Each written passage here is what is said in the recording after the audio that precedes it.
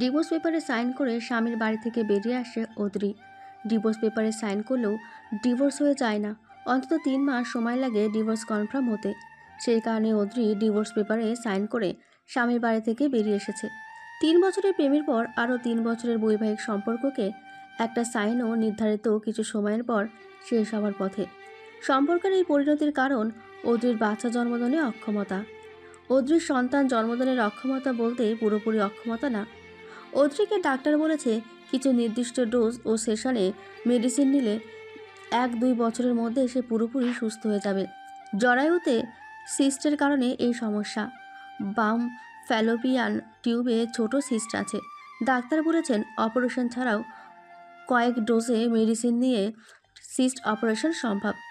অদ্রি একজন ফার্মাসিস্ট, তাই তার অনেকটাই ধারণা আছে এসব বিষয় নিয়ে। অদ্রি রহমান বাবা মায়ের 2 মেয়ের বড় মেয়ে। অদ্রি দেখতে মাশাআল্লাহ সুন্দর, উজ্জ্বল শ্যামবর্ণের, 5 ফুট 5 ইঞ্চি উচ্চতা বিশিষ্ট, 26 বছরের তরুণী। নজর করা সুন্দরী না হলেও চেহারায় মায়াভাব বিদ্যমান। অদ্রি যখন বিশ্ববিদ্যালয়ে 2য় বর্ষে তখন তার প্রেমের সম্পর্ক গড়ে ওঠে বিভান নামের একই বিশ্ববিদ্যালয়ের ইকোনমিক্স বিভাগের 4র্থ বর্ষের এক যুবকের সাথে। বিভান আহমেদ 3 ভাই বোনের ছোট, শ্যামবর্ণের, 6 ফুট উচ্চতা। ছেলেটির মুখে যেন এক মায়া কাজ করে। অদ্রিকে যখন বিভান রমনা পার্কে সবার সামনে হাঁটু গেড়ে বসে একগুচ্ছ কাঠগোলাপ নিয়ে প্রথম প্রেম নিবেদন করে, সেদিন অদ্রি পারেনি বিভানকে ফেরাতে। বিভান অনেক ভালো ছাত্র, তার উপর বিভান এই পর্যন্ত কোনো মেয়ের সাথে সম্পর্কে যায়নি।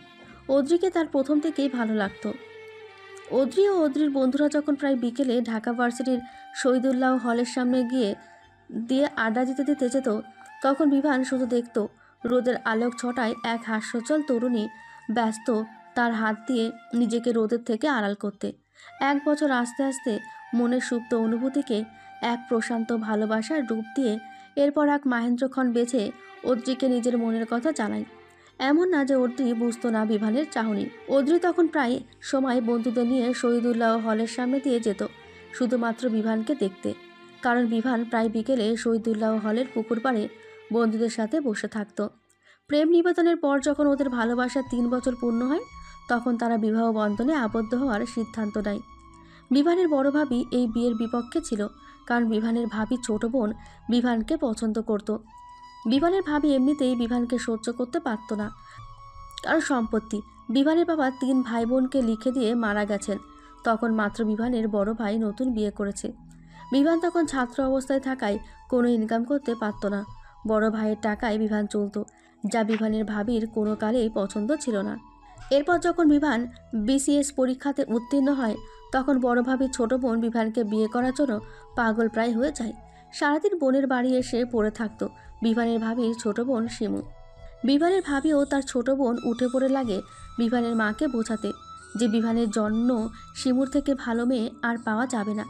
কিন্তু এত কিছুর করেও বিভানের মাকে তারা 2 বোন টলাতে পারেনি। বিভানের মা জানে তার বড় ছেলের বউ কেমন, তাই ছোট ছেলের জন্য সেই পরিবার থেকে মেয়ে আনতে চায়নি। তাছাড়া বিভান নিজেও শিমুকে পছন্দ করে না। শিমু অনেকটাই গায়ে পড়া স্বভাবের মেয়ে। শিমু তখন পর্যন্ত অনেকগুলো প্রেম করেছে টাকাওয়ালা বড়লোকের ছেলেদের সাথে। রুমালের মতো বয়ফ্রেন্ড পাল্টায় শিমু। শিমু দেখতে ফর্সা ও সুশ্রী হয়, যেন তার অহংকার আকাশচুম্বী। বিভান বড় ভাবির কথা অগ্রাহ্য করে অদ্রিকে মায়ের অনুমতিতে নিজের বউ করে বাড়িতে নিয়ে তোলে। অদ্রির সাথে বিভানের বিয়ে হবার ঠিক 3 দিনের মাথায় বড় ভাবি রিমু নিজের ছেলেকে নিয়ে তার বাপের বাড়ি চলে যায়। 1 মাস হয়ে যায়, তাও যখন বাড়ির বউ বাড়ি ফেরে না, তখন বিভানের মা চিন্তায় পড়ে যায়। বিভানের মা বড় ছেলেকে এই বিষয়ে জিজ্ঞাসা করলে বড় ছেলে অতি সন্তর্পণে তাই দিয়ে যায়। পরে একদিন শাশুড়ি নিজে যায় বড় ছেলের বউকে ফিরিয়ে আনতে, কিন্তু বড় ছেলের বউ সেদিন শাশুড়িকে ফিরিয়ে দেয় একসাথে থাকবে না বলে। তবে আরও 15 দিন পর স্বামীর কথায় শ্বশুরবাড়ি ফিরে আসে রিমু, মুখের ভাবসাব কালো করে। অদ্রি নিজের রুমে বসে একটি সংসার ভেঙে যাওয়া দেখে। অদ্রি বা কী করবে? বিভান ও তার শাশুড়ি যেখানে শিমুকে পছন্দ না, তাহলে কিভাবে করবে শিমুকে এই বাড়ির বউ? বড় ভাই ভাবি ও তাদের 3 বছরের ছোট্ট ছেলেকে নিয়ে যেদিন নিজেদের জিনিসপত্র নিয়ে বাড়ি থেকে বের হয়ে যায় অন্যত্র নীড় খোঁজার জন্য, সেদিন অদ্রি দেখেছিল এক মায়ের আর্তনাদ, যে আর্তনাদ রুহু কাঁপিয়ে দেওয়ার ক্ষমতা রাখে। সেদিন শাশুড়িকে সান্ত্বনা দেওয়ার ভাষা অদ্রি খুঁজে পায়নি। অদ্রির বিয়ের পর থেকে বিভানের বড় ভাইয়ের স্ত্রী রিমু যেন তাকে সহ্য করতে পারে না। বিয়ের পরের দিন বড় ভাবি রিমু অদ্রিকে নিয়ে ঘর ভর্তি মেহমানের সামনে নিজের বোন শিমুর গায়ের রঙের সাথে তুলনা দিয়ে অপমান করেছে। সেদিন অদ্রির প্রথমবার মনে হয়েছিল গায়ের রং ময়লা হওয়া পাপ। অদ্রি সেদিন বড় ভাবির মুখের ওপর একটুও শব্দ করেনি। নতুন বউ কিনা সে। বিয়ের পর যেই 3 দিন বাড়ির 2 ছেলের বউ একই বাড়িতে ছিল, সেই 3 দিন অদ্রি যেন নিজেকে প্রতিনিয়ত ছোট হতে দেখেছে। দিন শেষে অদ্রির অভিযোগের পালা খুলে বসত বিভানের সামনে। বিভান বুঝত তার প্রিয়তমা স্ত্রীর কষ্ট, তবু বড় ভাই ও ভাবিকে কিছু বলতো না, কারণ তারা এটাকে ভালোভাবে নেবে না। স্ত্রীকে বুকে জড়িয়ে নিয়ে সান্ত্বনাটুকুও শুধু দিতে পারত, আর চেষ্টা করত নিজের ভালোবাসা দিয়ে অদ্রির দুঃখ মোচন করতে। তাছাড়া বিভানের মা নিজে এসে বিভান ও অদ্রিকে বলেছে কিছুটা মানিয়ে নিতে। উনি তার বড় ছেলেকে নিজের থেকে দূর করতে চান না। কোনো মাই চায় না তার প্রথম সন্তান তার থেকে দূরে যাক। অদ্রি বুঝতে পারত তার শাশুড়ির কষ্ট, তাই শাশুড়ি ও স্বামীর মুখের দিকে তাকিয়ে বড়ভাবে সমস্ত লাঞ্ছনা মেনে নিত। তবে মনে যদি থাকে কুলসতা, তাহলে কি সংসার জমে? ঠিক ভেঙে গেল এক মায়ের সংসার, আলাদা হয়ে গেল তার 2 ছেলে। বড় ভাই ও ভাবি আলাদা হয়ে যাবার পর অদ্রি নিজের ফার্মাসিউটিক্যাল কোম্পানির জবে জয়েন করে, যে জব সে বিয়ের কারণে 6 মাসের জন্য বন্ধ রেখেছিল। বিভান ও তার মা অদ্রিকে চাকরি করতে মানা করেনি। তারা দুজনেই মেয়েদের নিজ পায়ে দাঁড়ানোটাকে বিশ্বাস করে। অদ্রি জবে জয়েন করেছে এই কথাটা শোনার পর শিমু যেন হাতে চাঁদ পাওয়ার অবস্থা। রিমুর সাথে সলা পরামর্শ করে শিমু বোনের শাশুড়ির কাছে এসে বোনের গুণগান ও বোনের অসহায়ত্ব এসব নিয়ে বলা শুরু করে। অদ্রির শাশুড়ি শিমুর কথাকে পাত্তা দিত না প্রথমে। এভাবে কেটে যায় অদ্রি বিভানের বিয়ের 1 বছরের বেশি কিছু সময়। ভালোই চলছে বিভান ও তার মাকে নিয়ে অদ্রির সংসার। সকাল সকাল ফজরের সময় ঘুম থেকে উঠে অদ্রি রান্নাবান্নার কাজ করে। সকালে নাস্তা বানিয়ে দুপুরের জন্য তরকারি রান্না করে অফিসের জন্য বের হয়ে যেত সকাল 7টা নাগাদ। বাড়ির অন্যান্য কাজের জন্য একজন তৃষার্ত ছুটা বুয়ার আছে।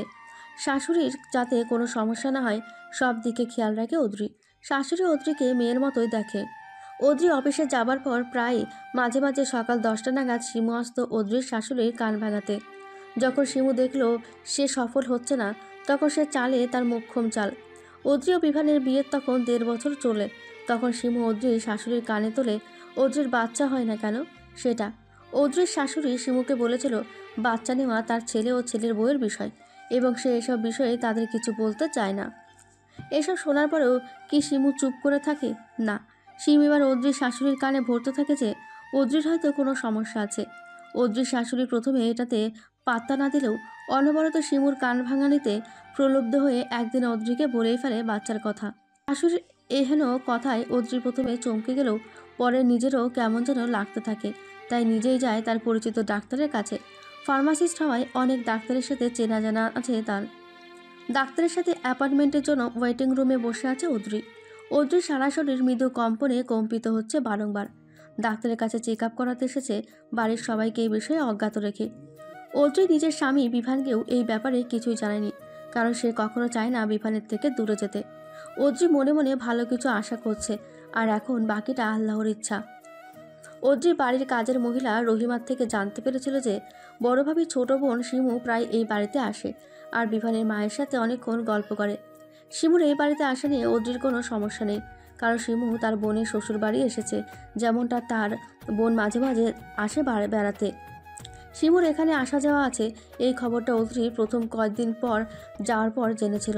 অদ্রি কখনো পাত্তা দেয়নি এই ব্যাপারে, কারণ দিন শেষে তার শাশুড়ি তার সাথে অমায়িক আচরণ করত, একদম নিজের মেয়ের মতো। অদ্রির শাশুড়ি নিজের মেয়ে অদ্রিকে অন্য চোখে দেখেনি, তবে ইদানিং উনি খুব অন্যরকম ব্যবহার করছেন অদ্রির সাথে। তিনি অদ্রির সাথে আগের মতো কথা বলেন না। শাশুড়ি এরকম বদলে যাওয়া দেখে অদ্রির মনে ক্ষীণ ভয়ের সৃষ্টি হয়েছে। এসব কল্পনা জল্পনার মাঝে পাশের সিটে বসে থাকা মেয়েটার দিকে নজর যায় অদ্রির। তার পাশের সিটে বসে আছে এক 7 মাসের প্রেগনেন্ট মেয়ে। মেয়ে বলছি কারণ প্রেগনেন্ট মেয়েটির বয়স 17-র বেশি হবে না। এত কম বয়সে প্রেগনেন্সির কারণে মেয়েটির চেহারার বেহাল দশা। মনে হচ্ছে একটা হাড্ডিসার মেয়ে বসে আছে তার পাশে, শুধুমাত্র পেটটা খানিকটা উঁচু। মেয়েটার সাথে তার মা, স্বামী ও শাশুড়ি এসেছে, কিন্তু তাদের মধ্যে শুধুমাত্র মেয়েটার মায়ের চোখে মেয়েটাকে নিয়ে শঙ্কা, আর বাকি দুজনের তো অনাগত সন্তান নিয়ে চিন্তা। এসব দেখে মনে মনে দীর্ঘশ্বাস ফেলে অদ্রি। এমন সময় রিসেপশন থেকে অদ্রির নাম ডাকলে অদ্রি দুরু দুরু মনে ডাক্তারের চেম্বারে প্রবেশ করে। ডাক্তারের সামনে বসে অদ্রি কিছুটা নার্ভাস হয়ে পড়ে। ডাক্তার হয়তো বিষয়টা আন্দাজ করতে পারল, তাই ডাক্তার অদ্রিকে বলল, মিসেস অদ্রি, আপনি আপনার সমস্যা নির্দ্বিধায় আমাকে বলুন। ডাক্তারের কথায় অদ্রি নিজেকে ধাতস্থ করে সব সমস্যা খুলে বলে। সব শুনে ডাক্তার কিছু টেস্ট সাজেস্ট করে। এরপর ডাক্তারের ওখান থেকে বের হয়ে অদ্রি টেস্ট করতে যায়। অদ্রির মন অশনির সংকেত দিচ্ছে, বারবার মনে হচ্ছে কোনো খারাপ কিছু হতে চলেছে। সবগুলো টেস্ট করিয়ে বাড়ি ফেরে অদ্রি। আজ অফিস থেকে হাফ ডে করে ছুটি নিয়েছিল, তাই বিকেলের মধ্যেই বাড়ি পৌঁছে যায়। বাড়ির গেটের কাছে যাওয়ার পর আজকে সে শিমুকে দেখতে পায়। শিমু প্রথমে অদ্রিকে দেখে হকচকিয়ে গেলেও অদ্রির বিষণ্ণ মুখ দেখে বাঁকা হাসে। শিমুর এই বাঁকা হাসির কারণ আজ 3 দিন পর শিমু এই বাড়িতে এসে জানতে পেরেছে অদ্রিকে তার শাশুড়ি বাচ্চার কথা বলেছে। শিমু জানে হয়তো সে বিভানকে নিজের করে পাবে না, কিন্তু সে বিভানকে আর অদ্রিকে সুখে থাকতে দেবে না। শিমু তার বোনের কাছ থেকে শুনেছিল অদ্রি নাকি রিমুর ছেলে রিহাবকে অনেক আদর করে। যে মেয়ে জায়ের সন্তানকে এতটা সন্তানতুল্য ভালোবাসে, সে কেন বিয়ের প্রায় 2 বছর হতে চলল তারপরও কনসিভ করছে না? এই ভাবনাটা শিমু ও রিমুর মাথায় আসার পরে তারা এই চালটা চালে। শিমু অদ্রির সাথে কোনোরূপ কথাবার্তা না বলে পাশ কাটিয়ে চলে যায়। অদ্রি শিমুর মুখে বাঁকা হাসি দেখে এবার ঠাউর করতে পারল যে তার শাশুড়ির মাথায় এসব শিমুই ঢুকাচ্ছে রিমুর সলা পরামর্শে। অদ্রি আর এসব ভাবতে চাচ্ছে না, তার এখন মানসিক প্রশান্তির প্রয়োজন। বাড়ির ভেতরে ঢোকার পরে অদ্রি দেখে তার শাশুড়ি সোফায় বসে পান বানাচ্ছে, আর একটু আগে শিমু চলে যাওয়ার দরুন সদর দরজা খোলা ছিল। অদ্রি তার শাশুড়িকে সালাম দিয়ে নিজের রুমের উদ্দেশ্যে পা বাড়ালেই তার শাশুড়ি তাকে ডাকে, ছোট বৌমা, আজ তো তাড়াতাড়ি ফিরে এলে যে? তোমার তো ফিরতে প্রায় সন্ধ্যা হয়। শাশুড়ির মুখ থেকে নরম কণ্ঠে ডাক শুনে অদ্রির মন অনেকটাই ভালো হয়ে যায়, তবে সেটা বেশিক্ষণ স্থায়ী হয় না। শরীর খারাপ লাগছে নাকি? জি মা। আলহামদুলিল্লাহ, সুখবর পাবো হয়তো। শাশুড়ির এহেন বক্তব্যে অদ্রির মুখ কালো হয়ে যায়। অদ্রির শাশুড়ি যথেষ্ট বিচক্ষণ মহিলা, তবে তার মুখ থেকে এমন বাণী যেন অন্য কারো শেখানো বলি। কুচিন্তা ও কুবুদ্ধি মানব মস্তিষ্কের ধ্বংসের দিকে ঠেলে দেয়, যাতে সে নিজের বিচক্ষণতা হারায়। শাশুড়িকে মুখে কোনো প্রত্যুত্তর না করে ইশারায় না বুঝিয়ে মাথা নিচু করে নিজের রুমে চলে যায়। অদ্রি এটাই বুঝতে পারছে না শিমু কেন এরকমটা করছে। কি স্বার্থ এতে তার? শিমু অবিবাহিত, তাহলে কেন তার ও বিভানের সংসার ভাঙার জন্য উঠে পড়ে লেগেছে? শিমু তো কোনো অবিবাহিত ছেলেকে বিয়ে করতে পারে, তাহলে কি এসব রিমু ভাবির কারসাজি? রিমু ভাবি কোশমিনকালেও তাকে সহ্য করতে পারত না। না, সে আর এসব নিতে পারছে না। কালকে রিপোর্ট দেখে সে সিদ্ধান্ত নেবে কি করবে। অদ্রি মাইন্ড ফ্রেশ করতে শাওয়ার নিয়ে আসরের নামাজটা আদায় করে অনেকক্ষণ ব্যালকনিতে বসে গ্রিলের ফাঁক দিয়ে বিস্তর রক্তিম অম্বরে সূর্যের বিলীন হওয়া দেখতে লাগে। মাগরিবের নামাজ পড়ার পরে অদ্রির ঘুম দেয়। তার শাশুড়ি নামাজের পরে অদ্রিকে নিয়ে চা খাবে বলে ডাকতে আসে, কিন্তু এসে অদ্রিকে ঘুমন্ত অবস্থা দেখে আর ডাকে না। রাত 9টা নাগাদ বিমান বাড়ি ফেরে। মায়ের সাথে ড্রয়িং রুমেই দেখা হয়ে যায়, তবে প্রতিদিনকার মতো অদ্রিকে দেখতে পায় না। নিজেদের রুমে গিয়ে অদ্রিকে এলোমেলো হয়ে ঘুমোতে দেখে ঠোঁটে ফুটে ওঠে সূক্ষ্ম হাসি। মেয়েটাকে এলোমেলো অবস্থায় তার কাছে বেশ লাগে। ওয়াশরুম থেকে ফ্রেশ হয়ে অদ্রিকে আলতো করে ডাক দেয়। বিভানের আদর মিশ্রিত ডাকে চোখ পিটপিট করে খোলে, এরপর উঠে বসে বলে, কখন এলে? সরি, আমি ঘুমিয়েছিলাম। অদ্রির কথায় বিভান আলতো হাসে। মেয়েটা খুব সরল, তার সরলতার কারণেই মা ও বউয়ের মাঝে সে সম্প্রীতি বজায় রাখতে পারে। বিভান আশ্বস্ত ভঙ্গিতে বলে, তুমি সেই সকলে রান্নাবান্না করে অফিসে যাও। এরপর অফিসের সারাক্ষণ প্রোডাকশন ম্যানুফ্যাকচারের কাজগুলো সূক্ষ্মভাবে পর্যবেক্ষণ করো, যাতে বিন্দু পরিমাণে ভুল না হয়। একটা ভুল হাজার হাজার মানুষের প্রাণ সংশয়ের কারণ হয়ে দাঁড়াবে। তারপর বাড়ি ফিরে রাতের জন্য হালকা কিছু রান্না করো। আর আজ একদিন একটু ঘুমোতে তোমাকে সরি ফিল করতে হবে না অদ্রি পাখি। অদ্রির মনে যেন শীতল হাওয়া বয়ে যায়। বিভান সবসময় কেয়ারিং। সেদিন রাতে ওরা 3 জন প্রতিদিনকার মতো একসাথে খাবার খেয়ে ঘুমিয়ে পড়ে। পরের দিন সকালে আবার সেই প্রতিদিনকার মতো ব্যস্ত রুটিন। অদ্রির কোম্পানি কিছু নিউ ড্রাগ নিয়ে কাজ চলছে। নিউ ড্রাগটা জার্মানিতে ইনভেন্ট হয়েছে। অনেক এক্সপেন্সিভ এই ড্রাগের ফর্মুলা। এই ড্রাগটা নিয়ে কাজ করার জন্য কিছু রিসার্চার ও প্রোডাকশনের অফিসার লাগবে। ড্রাগটা যেহেতু এক্সপেন্সিভ, তাই প্রোডাকশন অফিসাররা এগিয়ে আসতে ভয় পাচ্ছেন। বেলা 11টায় অদ্রি অফিসের ঠিকানায় হসপিটাল থেকে পার্সেল আসে। পিয়ন এসে যখন পার্সেলটা দিয়ে যায়, তখন অদ্রির হৃৎপিণ্ডের গতি যেন কয়েক গুণ বেড়ে গিয়েছে। কাঁপা কাঁপা হাতে পার্সেলটার ভেতর থেকে কালকে টেস্টের রিপোর্ট খোলার পর অদ্রির পুরো দুনিয়া যেন টলে উঠল। চোখে সব কিছু যেন ডুবন্ত প্রায় লাগছে। রিপোর্টে লেখা আছে অদ্রির জরায়ুতে বাম ফ্যালোপিয়ান টিউবে সিস্ট আছে, তাই বেবি কনসিভ হচ্ছে না। তবে সঠিক চিকিৎসা নিলে সুস্থ হওয়া সম্ভব। এতটুকুন পড়ার পর রিপোর্টটা অদ্রির হাত থেকে নিচে পড়ে যায়। নিজেকে ভারসাম্যহীন লাগছে অদ্রির। অদ্রি ভাবছে এই কথাটা যদি তার শাশুড়ি জানতে পারে তাহলে কি হবে। তাকে তো শিমু অনেকটাই পরিবর্তন করে ফেলেছে কান ভাঙানি দিয়ে। অদ্রি নিজের মনকে এবার শক্ত করে কিছু একটা ভাবে, যে কোনো উপায়ে যা কিছু করে বিভান যে তার ভালোবাসা তার স্বামীকে একান্ত নিজের কাছে রাখার জন্য কিছু একটা ভেবে এরপর অফিসের নিউ ড্রাগটার জন্য বসের কাছে নিয়ে গিয়ে বলে, স্যার, আমি নিউ ড্রাগটা নিয়ে কাজ করতে ইচ্ছুক। Are you sure Audrey? এটা অনেক রিস্কি প্রজেক্ট। তোমার থেকে উপরের পোস্টের সিনিয়র প্রোডাকশন অফিসাররা যেখানে এই ড্রাগ নিয়ে কাজ করতে আগ্রহী না, সেখানে তুমি কেন এত আগ্রহ দেখাচ্ছ? তাছাড়া আমি জার্মানি থেকে একজন রিসার্চার এবং প্রোডাকশন অফিসার আনার ব্যবস্থা করব ভাবছি।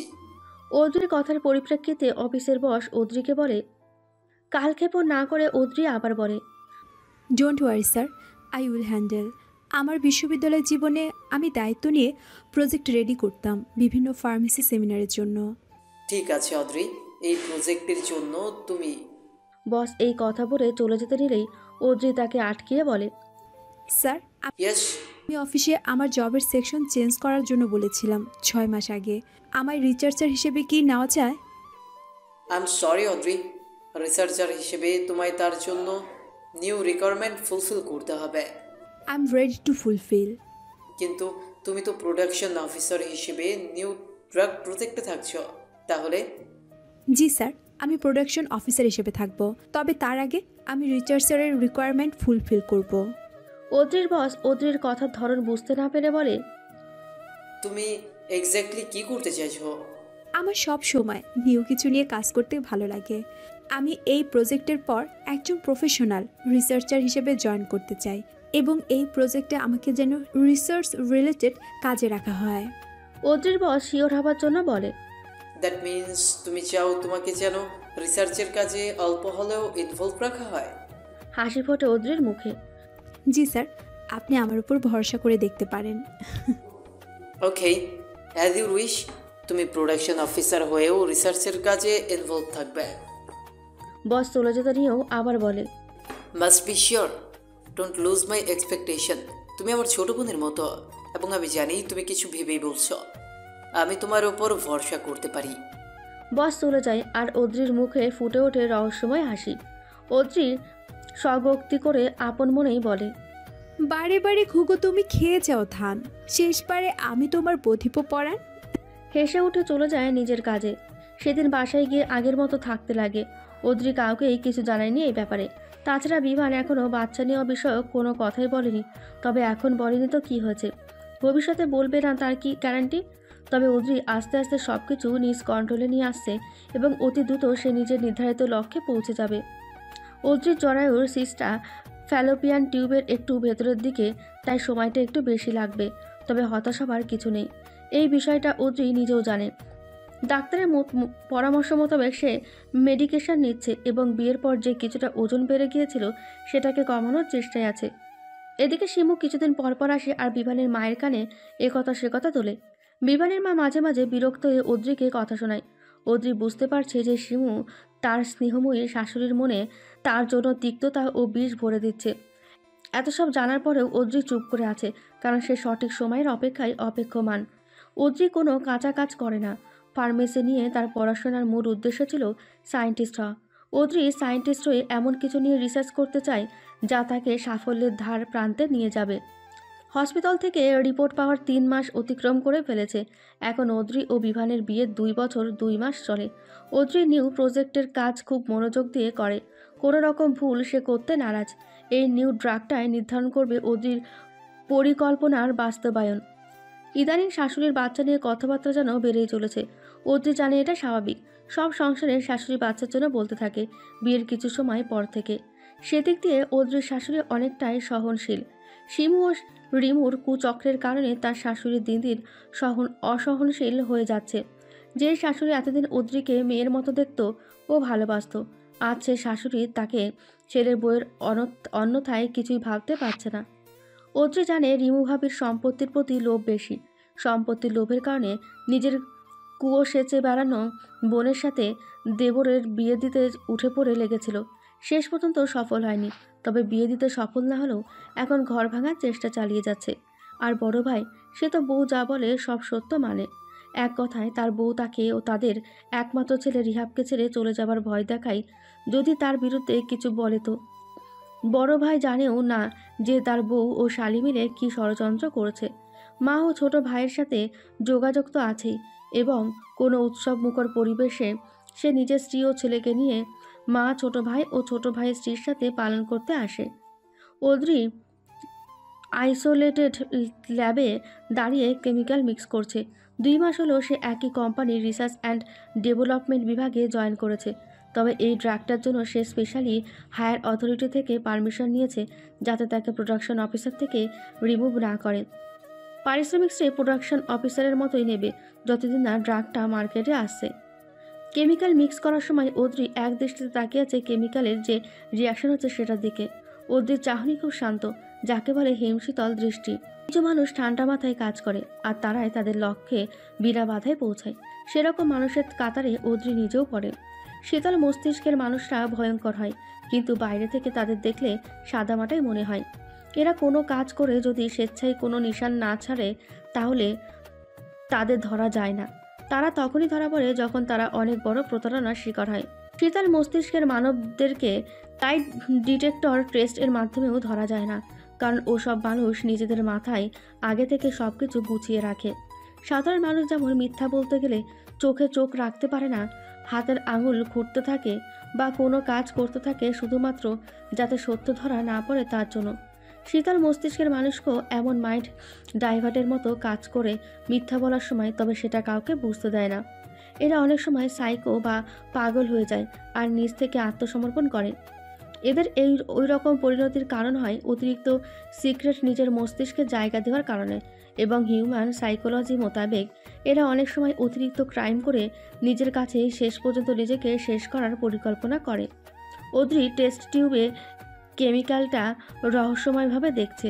এই কেমিক্যালটা তার তুরুপের তাস হিসেবে কাজ করবে। It will decide her future and her love. হঠাৎ কারো তুড়ি বাজানোর শব্দে ধ্যান ভাঙে অদ্রির। টেস্ট টিউবটা হাত থেকে রেখে দেয় সুরক্ষিত জায়গায়। অদ্রির কলিগ অদ্রিকে বলে, তো মিসেস অদ্রি কি ভাবছেন হাতে টেস্ট টিউব নিয়ে? আলতো রহস্যময় হাসে অদ্রি, তারপর জবাব দেয়, কিছু না জাবির ভাই। অদ্রির কলিগ সামান্য রসিকতার সুরে বলে, কিছু না বললেই হলো। আপনি যেভাবে তাকিয়েছিলেন দেখে মনে হচ্ছিল আপনি নিয়ে ওই ড্রাগটা কারো উপর অ্যাপ্লাই করার কথা ভাবছেন। জাবিরের কথা একটুও বিচলিত হলো না অদ্রি, বরং মুচকি হেসে বলল, আপনি দেখে বুঝে গেলেন আমিও ভাবছি কার উপর এটা অ্যাপ্লাই করা যায়। জাবিরের মুখ দেখে অদ্রির মনে হলো জাবির সামান্য ভয় পেয়ে আছে। হাসলো অদ্রি, এরপর আবার নিজের কাজে মন দিল। জাবির স্বভাবত ভীতু, সে এই ড্রাগটা নিয়ে রিসার্চ করতে চায়নি, কারণ সে এখনও বিয়ে করেনি। ড্রাগটা যেহেতু পুরুষদের পুরুষত্ব কিছু নির্দিষ্ট সময়ের জন্য অকার্যকর করার জন্য, এই ড্রাগটা কোনো পুরুষের শরীরে ইনজেক্ট করলে বা কোনোভাবে শরীরে প্রবেশ করলে সেই পুরুষ একটা নির্দিষ্ট সময়ের জন্য নিজের সিমেন দ্বারা কোনো নারীকে প্রেগনেন্ট করতে পারবে না। জাবির বসকে সবার সামনে বলেছিল সে অন্য ড্রাগের প্রজেক্ট যেতে চায়, তবে বস রাজি হয়নি, কারণ জাবির একজন ভালো রিসার্চার। জাবির ভীতু কণ্ঠে অদ্রিকে প্রশ্ন করে, আর ইউ সিরিয়াস অদ্রি? আপনি কি সত্যি সত্যি কারো উপর ড্রাগটা প্রয়োগ করার কথা ভাবছেন? অদ্রি এবার খিলখিল করে হেসে ফেলে। অদ্রির হাসি দেখে জাবিরের মুখটা পাংশিটে হয়ে গেছে, এটা অদ্রি খেয়াল করেছে। অদ্রি হাসি থামিয়ে ঠোঁট সামান্য কামড়িয়ে বলে, ইয়াস, আই এম শিওর আমি এটা অবশ্যই কারোর উপর প্রয়োগ করব। জাবির তোতলানো স্বরে বলে, কার উপর? মুচকে হেসে অদ্রি বলে, আমার হাজব্যান্ডের উপর। জাবির বেকুবের মতো মুখ বানিয়ে অদ্রির মুখ পানে তাকিয়ে আছে। তারপর সে হড়বড়িয়ে বলে, কি বলছেন আপনি? আপনি আপনার হাজবেন্ডের উপর এটা কেন প্রয়োগ করবেন? তাছাড়া আপনাদের এখনো বেবি হয়নি, আপনি জানেন তো এটা শরীরে প্রবেশ করার পর নির্দিষ্ট সময় কার্যকর থাকে, এবং সেই নির্দিষ্ট সময়ের আগে অবশ্যই এর অ্যান্টিটিউড শরীরে প্রবেশ করাতে হয়, না হলে সেই পুরুষ সারা জীবনের মতো তার সক্ষমতা হারাবে।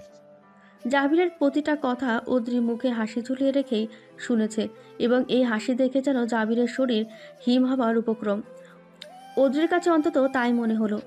অদ্রি এবার ভাবল জাবিরের ভয় বাড়ানো ঠিক হবে না, তাই সে কথা কাটাতে বললে, খুল যাও জাবির ভাই, আমি তো আপনার সাথে রসিকতা করছিলাম আর আপনি কি না সিরিয়াসলি নিয়ে নিলেন। জাবির যেন হাঁপ ছেড়ে বাঁচে, তারপর তটস্থ করার মতো সুরে বলে, এরকম মজা করবেন না মিসেস অদ্রি। আপনার বলার ধরনে আমি প্রচণ্ড ভয় পেয়ে গেছিলাম। আমি তো প্রথমে বলেছিলাম যে আমি কিছু ভাবছি না, কিন্তু আপনি তো কথাটাকে প্যাঁচালেন, তাই আমিও একটু প্যাঁচালাম আর কি। আমি কি করে জানবো যে আপনি এভাবে ভয়ঙ্কর মজা করবেন? জানলে আমি বলতাম না। অদ্রির কথার বিপরীতে জাবির বলে। অদ্রি এবার ডোন্ট কেয়ার ভাব নিয়ে বলে, আমি আমার হাজব্যান্ডকে মাত্র অতিরিক্ত ভালোবাসি এবং সে নিজেও আমাকে ভালোবাসে, তাহলে আমি কেন তাকে ড্রাগ ইনজেক্ট বা তার শরীরে প্রবেশ করাবো? আপনিও না জাবির ভাই, মজা করে বলা কথা বুঝলেন না। অদ্রি আবার মুখে রহস্যময়ী হাসি টেনে বলে, জাবির ভাই, আপনি কি জানেন এই ড্রাগটার ইফেক্টে কিছু হলে তা মেডিকেল টেস্টের মাধ্যমে বোঝা যায় না, একদম প্রাকৃতিকভাবে হয়েছে মনে হয়। জাবির ঘামতে থাকে অদ্রির কথায়। জাবির আর কথা না বাড়িয়ে চলে যায় সেখান থেকে নিজের কাজে। অদ্রি মনে মনে বলে, আমি বাধ্য কাজটা করতে, নিজের মানুষকে নিজের কাছে রাখার জন্য। তাছাড়া এই ড্রাগটা আমি বিভানকে দিব এবং মেয়াদ শেষ হবার আগে অ্যান্টিডোট দিয়ে দিব, তাহলে শিমু ও রিমু ভাবির পরিকল্পনা বাস্তবায়ন হবে না। But I can't loose Bihan, he will be my for ever at any cost. এর পরের দিন অদ্রি ইচ্ছা করেই অফিসে যায়নি, ছুটি নিয়েছে বসের থেকে। অদ্রিদের ছুটা বুয়া বলেছে শিমু সপ্তাহে 2 দিন আসে, সোমবার ও বৃহস্পতিবার।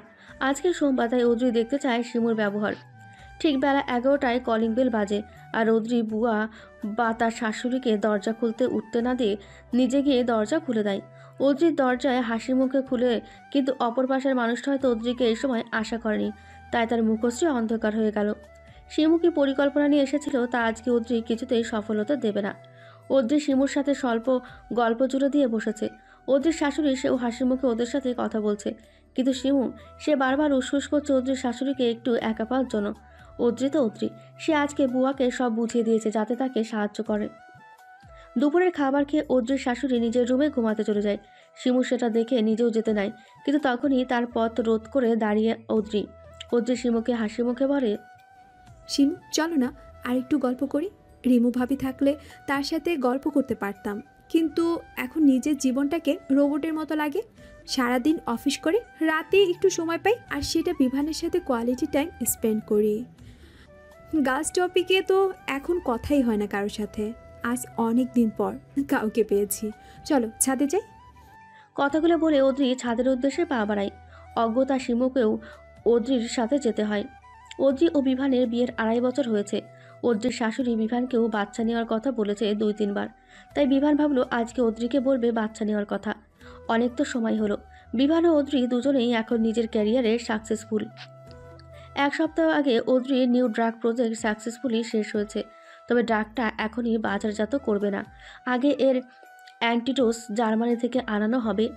রাতের বেলা বিভান অদ্রিকে জড়িয়ে ধরে বিছানার বোর্ডের সাথে হেলান দিয়ে বসে আছে। অদ্রি চুপ করে স্বামীর বুকে মাথা রেখে বসে আছে। কিছু সময় অতিবাহিত হবার পর বিভান বলে, অদ্রি পাখি, হুম, তুমি একটা কথা বলবো? এতে অনুমতি নেওয়ার কি আছে বিভান? না, আসলে মা বলছিল আমাদের এখন বাচ্চা নেওয়া উচিত। ও, তুমি কিছু বলবে না? বলবো তো। তাহলে বলো। শুধু কি মা বলছে না, নাকি তুমিও? মায়েরটা মা আমায় বলেছেন, এখন তুমি তোমারটা বলো। বিভান বুক ভরে নিঃশ্বাস নেয় আর অদ্রি বিভানের বুক থেকে মাথা উঁচিয়ে বিভানের মুখের দিকে তাকিয়ে আছে। বিভান বলে, আমার মনে হয় এখন বাচ্চা নেওয়া ভালো হবে। বিভানের কথায় অদ্রি প্রত্যুত্তর করে না। অদ্রির রেসপন্স না পেয়ে বিভান বলে, কিছু বলছো না? কি বলবো? বাচ্চা আসলে অবশ্যই নেব। বিভান বুঝলো না অদ্রির কথা, তবে সে আজ তার প্রিয়তমাকে কাছে পেতে চায়, প্রিয়তমার ভালোবাসায় সিক্ত করতে চায় নিজেকে। অদ্রি বাধা দেয় না বিভানকে।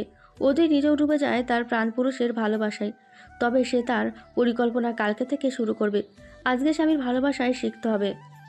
সময় নদীর স্রোতের মতোই বহমান, সময়ের সাথে ঘটে অনেক অনাকাঙ্ক্ষিত উত্থান পতন। ঠিক তেমনই বিভান ও অদ্রির জীবনে চলছে কিছু দুঃসময়। বিভান অদ্রিকে বাচ্চার কথা বলার প্রায় 3 মাস হয়ে গেছে। অদ্রি এখনও কনসিভ করেনি। এদিকে বিভানের মা অনবরত বাচ্চার কথা বলে বলে মুখের ফেনা তুলে ফেলছে। তাছাড়া ওনার এরকম বাচ্চার জন্য অধৈর্য হবার কারণটা সত্যি বলতে পুরোপুরি ভুল নয়। বিভান ও অদ্রির বিয়ে 3 বছর প্রায় হতে চলল এবং বিভান সেদিন তার মাকে আশ্বাস দিয়েছে তারা জলদি বাচ্চা নেওয়ার প্ল্যান করছে। বিভানের মা একদিকে ছেলের কথায় আশায় আছে, আরেকদিকে শিমুর প্রতিনিয়ত উস্কানিমূলক পরামর্শ। অদ্রি আবার বাসার 2 জায়গায় সিক্রেট ক্যামেরা ফিট করেছে, সাথে কিছু মাইক্রোচিপ। এই সিক্রেট ক্যামেরার রেকর্ডিং অদ্রি অফিস থেকে ফেরার পথে দেখে এবং বাসায় এসে বিভান না ফেরার আগ পর্যন্ত দেখে। সিক্রেট ক্যামেরা ড্রয়িং রুমে এবং বিভানের মায়ের রুমে লাগানো, আর মাইক্রোচিপ আরও কয়েকটা জায়গায় এক্সট্রা লাগানো আছে। এসবের বদৌলতে অদ্রি জানতে পারে বাড়িতে কি হচ্ছে। অদ্রি আবারও ডাক্তারের কাছে গেছে। চেক আপ করে ডাক্তার বলল, মিসেস অদ্রি, আপনি কিছুটা রিকভার করেছেন, তবে অনেক স্লোভাবে। সিস্টটা ক্রমশ ছোট হচ্ছে। আল্লাহ চাইলে আর 3 মাস পর কনসিভ করতে পারবেন, যদি আপনারা কোনো প্রিকশন না নিন তবে। কিন্তু আমি বলবো, আপনারা যখন এত সময় অপেক্ষা করেছেন, তাহলে আরও কয়েক মাস অপেক্ষা করুন। জি ডক্টর, আমি অপেক্ষা করব। By the way, Mrs Audrey, আপনি আগেরবারও একা এসেছেন এবং এবারও একা আসলেন। আপনার হাজবেন্ড কোথায়? অদ্রি ডাক্তারের কথায় থম মেরে যায়। কি জবাব দেবে সে? সে তো বিভানকে জানায়নি এই ব্যাপারে কিছু। অদ্রির জবাব না পেয়ে ডাক্তার আবার বলে, আপনার হাজবেন্ডকে আমার এই বিষয়ে জানানো প্রয়োজন। হাজবেন্ড বা বাড়ির কাউকে নেক্সট অ্যাপয়েন্টমেন্টে নিয়ে আসবেন। আমরা রোগীকে তার রোগ সম্পর্কিত অবগত করতে চাই না, কারণ এতে রোগী অনেকটাই মানসিকভাবে ভেঙে পড়ে। জি ডক্টর, পরের বার থেকে কাউকে সাথে করে নিয়ে আসবো। ঠিক আছে, আর ওষুধগুলো ঠিক মতো খাবেন। অদ্রি ডাক্তারের চেম্বার থেকে বেরিয়ে আসে। অদ্রি নিজের মনে দীর্ঘশ্বাস লুকাতে ব্যস্ত। আর এদিকে কেউ একজন অদ্রিকে গাইনি বিভাগ থেকে বের হতে দেখে ফেলেছে। আর সেই মানুষটা ভাগ্যক্রমে রিমু। রিমু দ্বিতীয়বারের মতো প্রেগনেন্ট, তাই সে ডাক্তারের কাছে এসেছে চেক আপ করতে। রিমুর সাথে অবশ্য তার স্বামী বিভানের বড় ভাই ইভান এসেছে। ইভান একটা জরুরি কল আসার কারণে হসপিটালের ভেতরে ওয়েটিং রুমে রিমুকে ও রিহাবকে রেখে বাইরে গেছে। ইভান অদ্রিকে দেখেনি। এমনকি অদ্রি হসপিটাল থেকে বের হচ্ছে আর ইভান ভেতরে ঢুকছে, তারপরেও না অদ্রি খেয়াল করেছে আর না ইভান।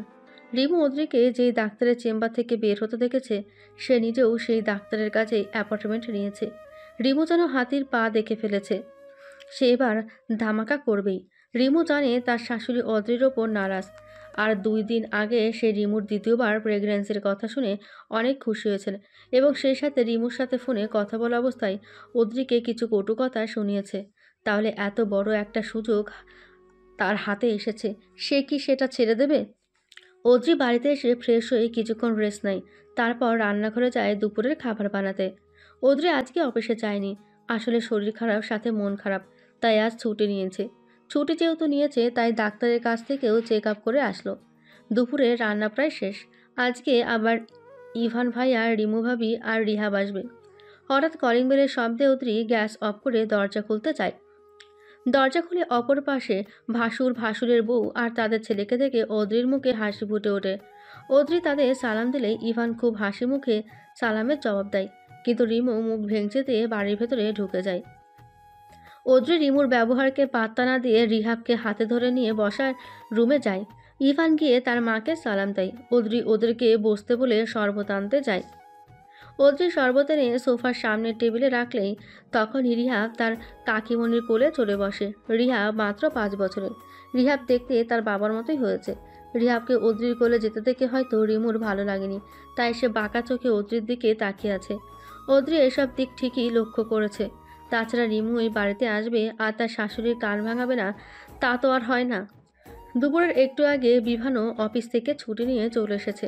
আজকে পুরো পরিবার একসাথে। বিভান এসে থেকে রিহাবের সাথে খেলছে। ওদের দেখে মনে হচ্ছে না ওরা চাচা ভাতিজা, দেখে মনে হচ্ছে বাপ ছেলে। এসব দেখে অদ্রির মনে অনুশোচনা হলেও তার কিছু করার নেই, সে বাধ্য এসব করতে। অদ্রি কখনোই বিভানকে ছাড়তে পারবে না। আর ডাক্তার তো বলেছে সুস্থ হচ্ছে সে। প্রায় 10 মাস যাবৎ সে চিকিৎসা নিচ্ছে এবং অনেকটা ইমপ্রুভ হয়েছে। দুপুরের খাবারের পর্ব শেষ হওয়ার পর রিমু এমন একটা কথা বলল যে সবাই স্তব্ধ হয়ে গেছে। রিমুর হাতে অদ্রির রিপোর্ট। অদ্রি সেটা দেখে অবাক, কারণ কোনো হসপিটাল অনুমতি ও প্রমাণ ব্যতীত কারো রিপোর্ট অন্য কাউকে দেয় না। তাহলে রিমু পেল কোথা থেকে? রিমু হয়তো অদ্রির হাবভাবে অবাক হওয়াটা বুঝতে পেরেছে, তাই রিমু বলে, আমি আজকে হসপিটালে যখন চেক আপ করতে গেলাম তখন অজয়কে দেখলাম ডাক্তারের চেম্বার থেকে বের হলো। আর তাই ডাক্তার ও নার্সদের বাড়ির লোক বলার পরেও অনেকবার তাদেরকে বলার পরে আমাকে রিপোর্ট দিল। আজকে যদি রিপোর্টটা হাতে না পেতাম তাহলে তো জানতেই পারতাম না যে অজয় মা হতে পারবে না। রিমুর কথায় বিভান নিষ্পলকভাবে অদ্রির দিকে তাকিয়ে আছে। বিভান জানে না আজকে কি ঘটতে চলেছে, তবে এইটুকু বুঝতে পেরেছে আজকে তার বড় ভাবি কোনো ক্রমে ক্ষান্ত হবে না। বড় ভাবি আজকে কোমর বেঁধে নেমেছে অদ্রিকে অপমান করে কষ্ট দিতে। তাছাড়া বিভানের মা, সে তো তার ছোট ছেলের ঘরে নাতি নাতনি দেখার জন্য উদ্গ্রীব হয়ে আছে। মাকে কিভাবে বোঝাবে বিভান?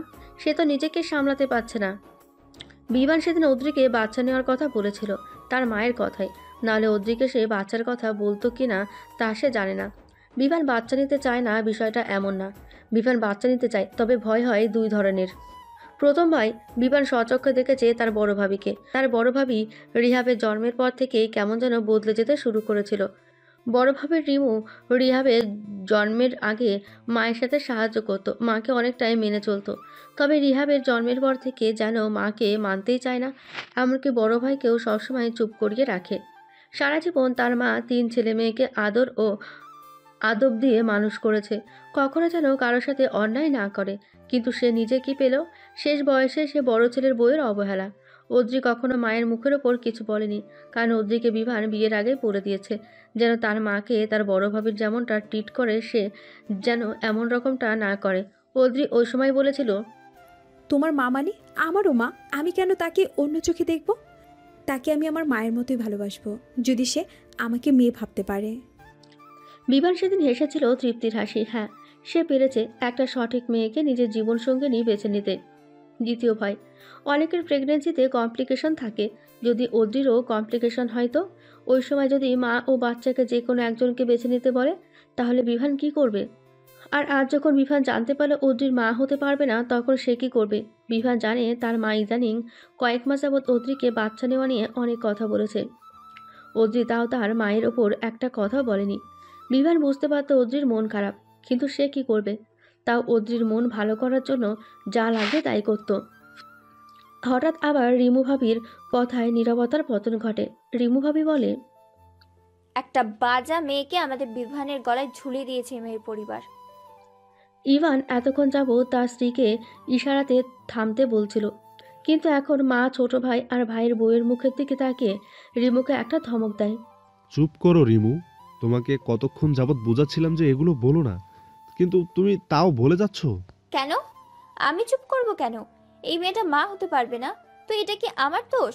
এই মেয়েটার জন্য আমার বোনকে মুখের উপর অপমান করেছে বিভান। এই মেয়েটার থেকে আমার বোন কোন অংশে কম? ইভান যেন রিমুর কথায় কোনো তালগোল পাচ্ছে না, তাই বলে, এখানে তোমার বোন কেন আসছে রিমু? আমরা সবাই জানি বিভান আদ্রিকে বিয়ের 3 বছর আগে থেকে ভালোবাসতো, আর তখনও তোমার সাথে আমার বিয়ে হয়নি। আর না তোমাকে বা তোমার বোনকে আমার 2 ভাই চিনতাম। রিমু হয়তো খেপে যায়, তাই ইভানকে বলে, ওহো, এখন তুমিও এই মেয়েটার পক্ষ নেবে? তোমার মা ভাই কি কম ছিল যে এখন তুমিও? ইভান বুঝতে পারছে না রিমুকে সে কিভাবে বলে বোঝাবে। এর মধ্যেই তাদের মা বলে ওঠে, তোমরা সবাই একটু থামো। আর ছোট বৌমা, তুমি আমাদের এ বিষয়ে জানাওনি কেন? শাশুড়ির কথায় রিমু চুপ করে গেলেও মনে মনে সে যে খুশি তা তার হাবভাবে লক্ষণীয়। অদ্রি লম্বা শ্বাস নেয়, তারপর বলে, মা, ডাক্তার আমাকে সরাসরি বলেনি যে আমি মা হতে পারবো না। ডাক্তার বলেছে আমার বাম ফলোপিয়াম টিউবে সিস্ট আছে এবং সেটা অপসারণ সম্ভব নিয়মিত মেডিকেশনের মাধ্যমে। আমি 9 মাস যাবৎ মেডিসিন নিচ্ছি এবং আজকে ডাক্তার বলেছে আর 3 মাস পর আমি বেবি কনসেপ্ট করতে পারবো। তবে আর কয়েক মাস যদি অপেক্ষা করি তবে ভালো। আপনাদের বলিনি যাতে আপনারা টেনশন না করেন, তার জন্য আমি সরি। অদ্রি কথাটা বলে চুপ হয়ে যায়। বিভান যেন অদ্রির কথায় নিজের জান ফিরে পায়, কারণ তার মনে ভয় হচ্ছিল যদি তার মা অদ্রিকে ছেড়ে দিতে বলে। সে তো অদ্রিকে ভালোবাসে, তার মনে অদ্রির জায়গায় অদ্রি আর তার মায়ের জায়গায় মা। অদ্রির কথায় তার শাশুড়ি আর কিছু বলে না, তবে রিমু, তার চোখ মুখ দেখে মনে হচ্ছে সে রাগে কটমট করছে। আর অদ্রি সেই হাবভাব দেখে মনে মনে আওড়ায়, তুমি চলো ডালে ডালে তো আমি চলি পাতায় পাতায়। এরপর মনে মনেই বলে ওঠে, রিমু ভাবি, আপনার প্রতিটা চালের জন্য আমার কাছে তা কাটার জন্য চাল রেডি। দেখি আর কি কি করতে পারেন। অদ্রির শাশুড়ি তার বড় ছেলে ও ছেলের বউকে বলে, তোমরা না হয় এখন এ বাড়িতে চলে এসো, যতদিন না পর্যন্ত বৌমার ডেলিভারি হয়। রিমু তো মহাখুশি, অন্তত তার মুখ দেখে তাই মনে হচ্ছে। রিমু খুশিতে ডগমগ হয়ে কিছু বলতে নেবে, তার আগে ইরফান বলে, না মা, আমরা আসবো না। রিমু তো আলাদা বাসা নিয়েছে নিজের মতো করে থাকতে, আর অদ্রির সাথে ওর জমে না বলে। তাছাড়া সত্যি বলতে রিমু এমনিতে অদ্রির সাথে বিয়ের পর থেকে ভালোভাবে কথা বলেনি, আর এখন তো রিমু অদ্রিকে প্রতিনিয়ত কথা শোনাতে ছাড় দেবে না। আমি তো রিমুকে চিনি, সেখানে আসলে পরিবারে অশান্তি ছাড়া আর কিচ্ছু হবে না। রিমু সারাদিন বসে থাকবে অদ্রির দোষ খুঁজে বের করতে। আমি চাই না আমার বউয়ের জন্য আমার ছোট ভাইয়ের সংসারে সমস্যা হোক। আমার মাকে তো আমি আমার সাথে রাখতে পারিনি আমার বউয়ের জন্যই। সেখানে যখন আমার মা তার ছোট ছেলে ও ছেলের বউয়ের সাথে ভালো আছে, তাহলে সেই সংসারে ঝামেলা হোক আমি চাই না।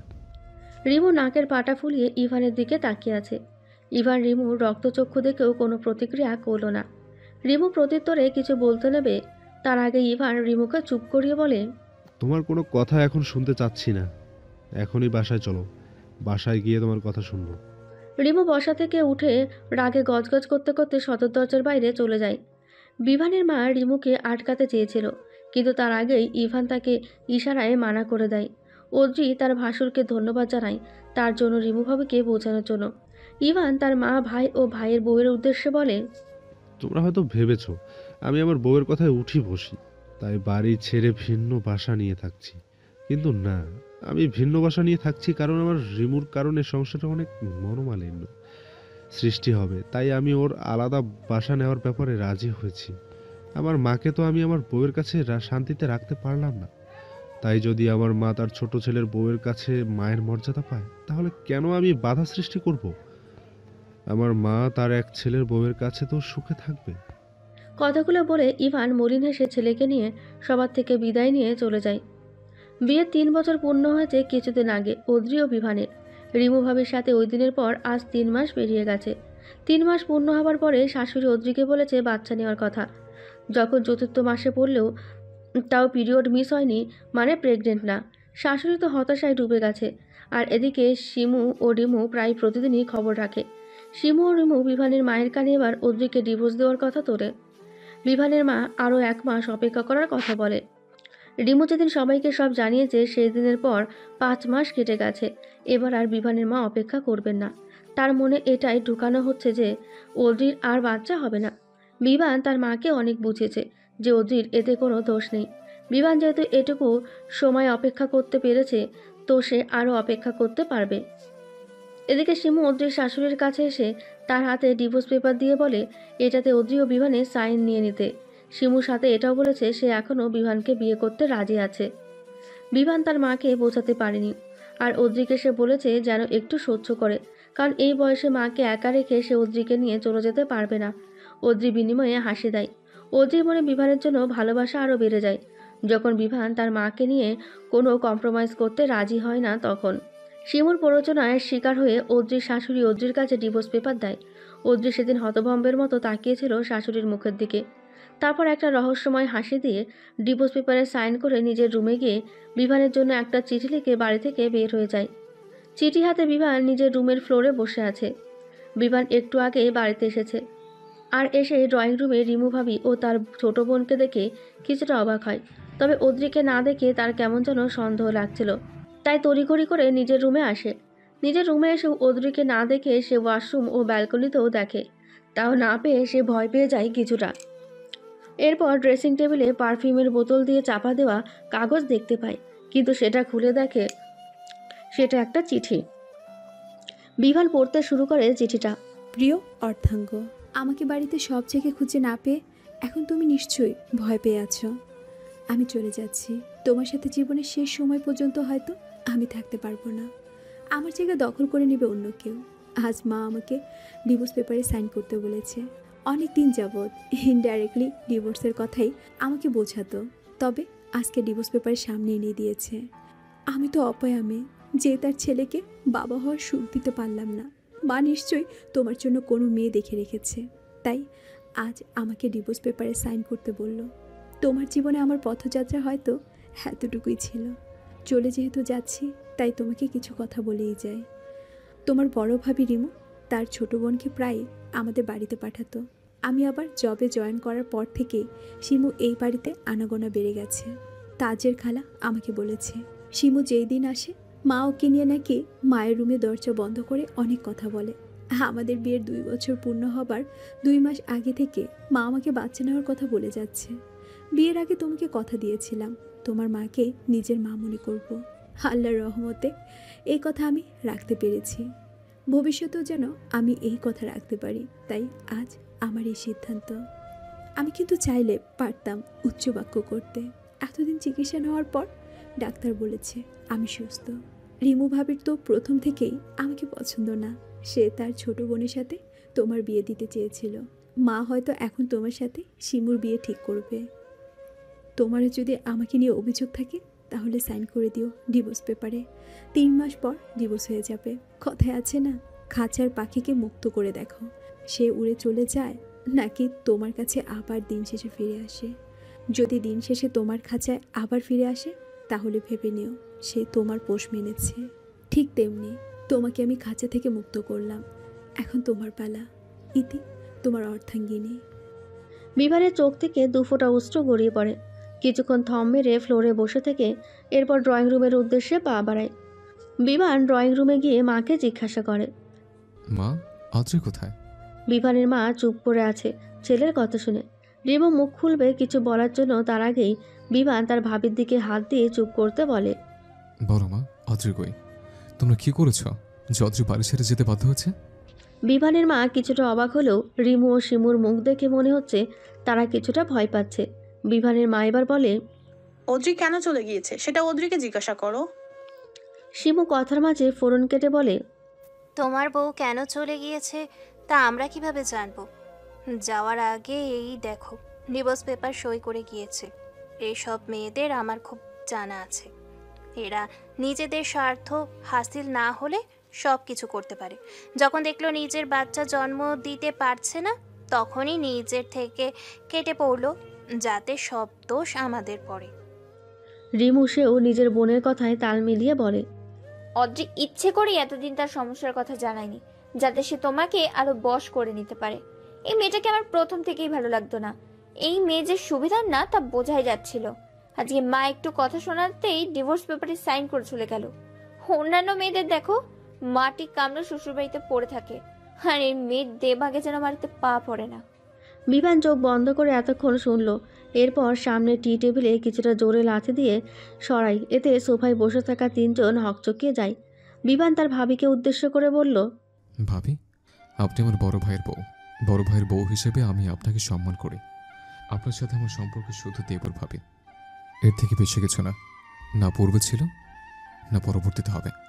আমি যেমন আপনার ও ভাইয়ের সম্পর্কের মধ্যে নাক গলাই না, ঠিক আপনার কাছ থেকে আমি এটা আশা করব যে আপনি আমার আর অদ্রের সম্পর্কের মাঝে নাক গলাবেন না। রিমুর মুখ অপমানে থমথমে ভাব। এবার বিভান শিমুকে উদ্দেশ্য করে বলে, শিমু, তুমি কি করছো সেটা আমি পুরোপুরি না জানলে আন্দাজ করতে পারি। তোমার বোন যখন আমাদের বাড়ি ছেড়ে আমার ভাইকে নিয়ে ভিন্ন হয়ে গেল, সেখানে তোমার কি বাড়িতে প্রতিনিয়ত আসাটা মানায়? এটা তো বিমানন দেখায়, তাই না? কিন্তু তোমার কাছে কি বিমানন লাগছে? না, তোমার বোন এই বাড়িতে না থাকা সত্ত্বেও তোমার যাতায়াত ছিল। যেখানে তোমার বোন এই বাড়িতে থাকা অবস্থায় তুমি এই বাড়িতে আসলে তোমাকে বোনের রুমে দরজা বন্ধ করে থাকতে, সেখানে তুমি তোমার বোন ব্যতীত এসে আমার মায়ের সাথে কথা বলতে, তার রুমে দরজা বন্ধ করে রাখো। যেখানে তোমার বড় বোনের আমার মায়ের প্রতি কোনো দয়া মায়া নেই, সেখানে তোমার এত দয়া মায়া দেখানোটা কেমন হয়েছে না যে মায়ের চেয়ে মাসের দরদ বেশি? শিমুকে এভাবে কথা শোনানোতে রিমু খেপে উঠে বলে, বিভান, তুমি কিন্তু আমার বোনকে অপমান করছো। তোমার বউ চলে গেলে আমার বোনের কি দোষ? শিমু কি বলেছো তোমার বউকে চলে যেতে? তোমার বউ সারাদিন বাইরে বাইরে থাকে, তো সে তোমার মাকে সময় দিতে পারে না। মা সারাদিন বাসায় একলা থাকে, তাই শিমু এসে তার সাথে একটু সময় কাটায়। বিভান তার ভাবির কথায় তাচ্ছিল্য হাসে। এরপর বলে, আসলে কি সময় কাটাতে আসো, নাকি এসে আমার অদ্রের নামে মায়ের কানে কিছু বলতে? যাই হোক, আপনাদের বলে আমার লাভ নেই। আপনি আমার বড় ভাইয়ের বউ, আর আপনার বোন আমার বড় ভাইয়ের শালে।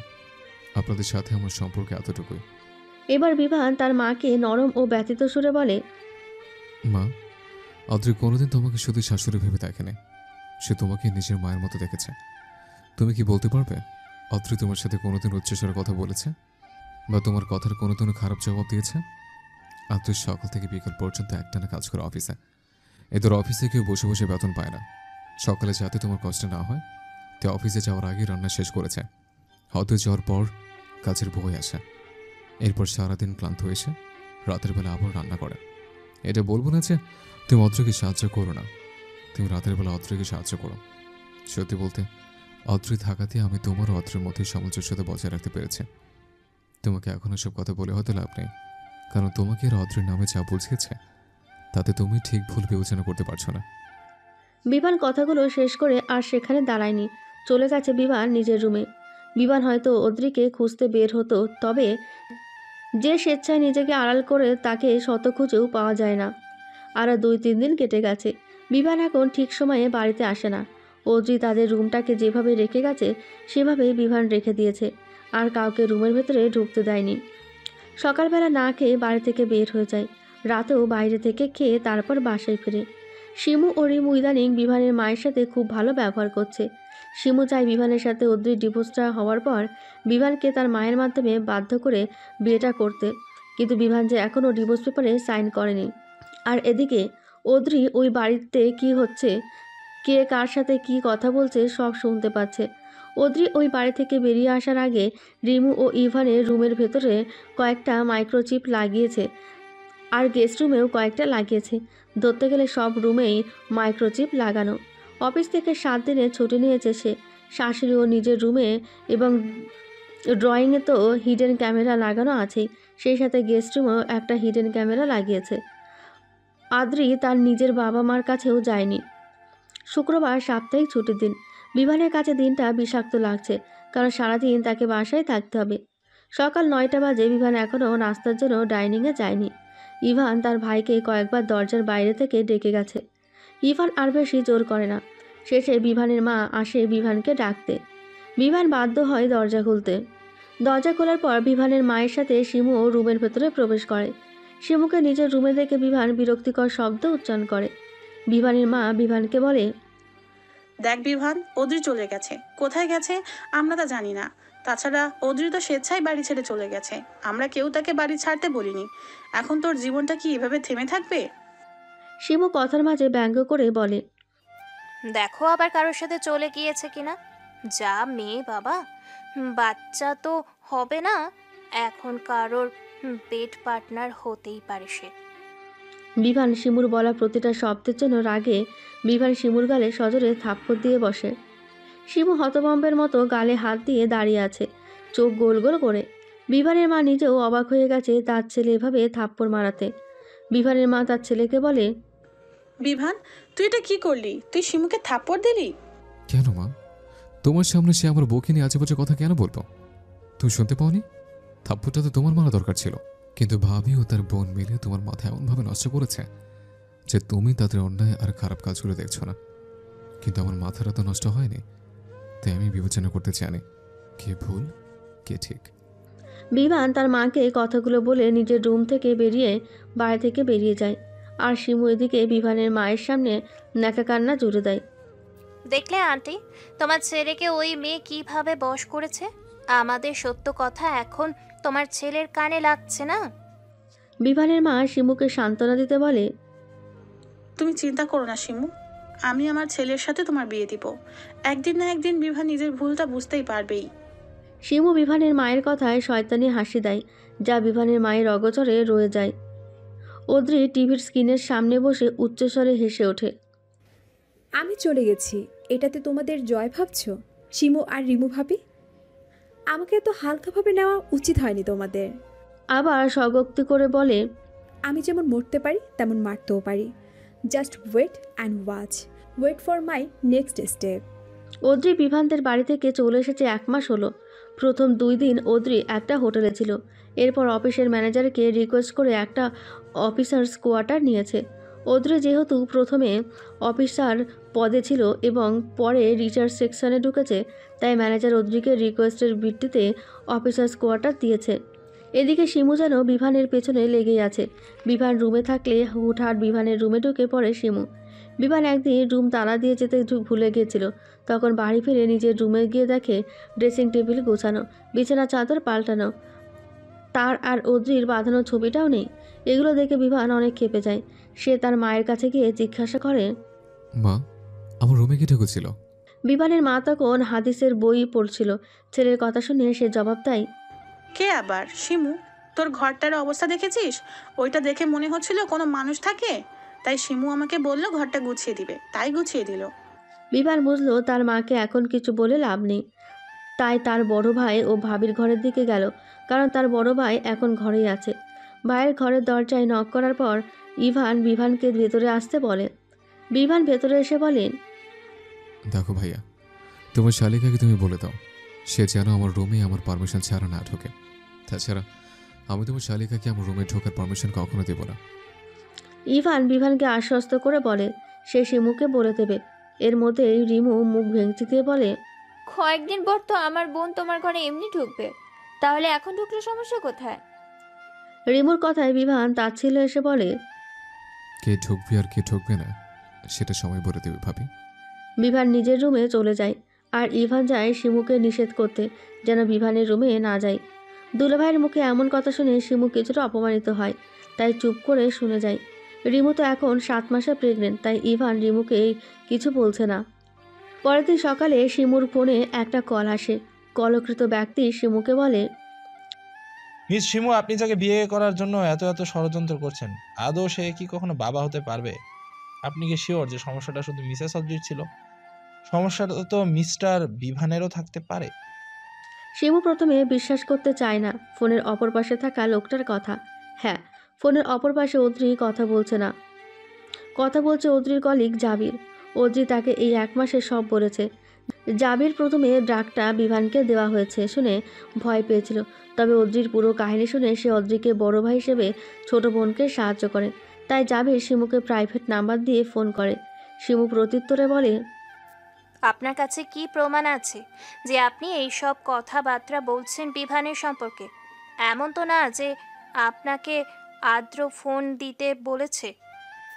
এখন যাতে আমি বিভানকে বিয়ে না করি, তাই আদ্র এই চাল চালছে, তাই না? জাবির আগে থেকে জানতো শিমু এই ধরনের কথা বলতে পারে, তাই সে একটুও না ঘাবড়িয়ে হেসে দেয় উচ্চস্বরে। তারপর বলে, না মিস, আপনার যদি আমার কথা বিশ্বাস না হয় তাহলে বিভানকে যে কোনো আপনার ইচ্ছামতো হসপিটালে নিয়ে টেস্ট করিয়ে দেখতে পারে। আমি আপনার শুভাকাঙ্ক্ষী হিসেবে বলছি, মিসেস অদ্রিকে আমি চিনি না, সাথে আমি এটাও জানি আপনারা টাকা পয়সা সম্পত্তির জন্য এসব গেম খেলছেন। কিন্তু মনে রাখবেন, টাকা পয়সা সম্পত্তি আপনার বোনের ছেলের হবে, আপনার না, কারণ বিভানের তো বাচ্চা হবে না। আপনার বোনকে যেহেতু সম্পত্তি দিবেন, তাহলে কষ্ট করে আপনি আপনার জীবনটা কেন নষ্ট করবেন? ফোনের অপর পাশে শিমু চুপ করে আছে।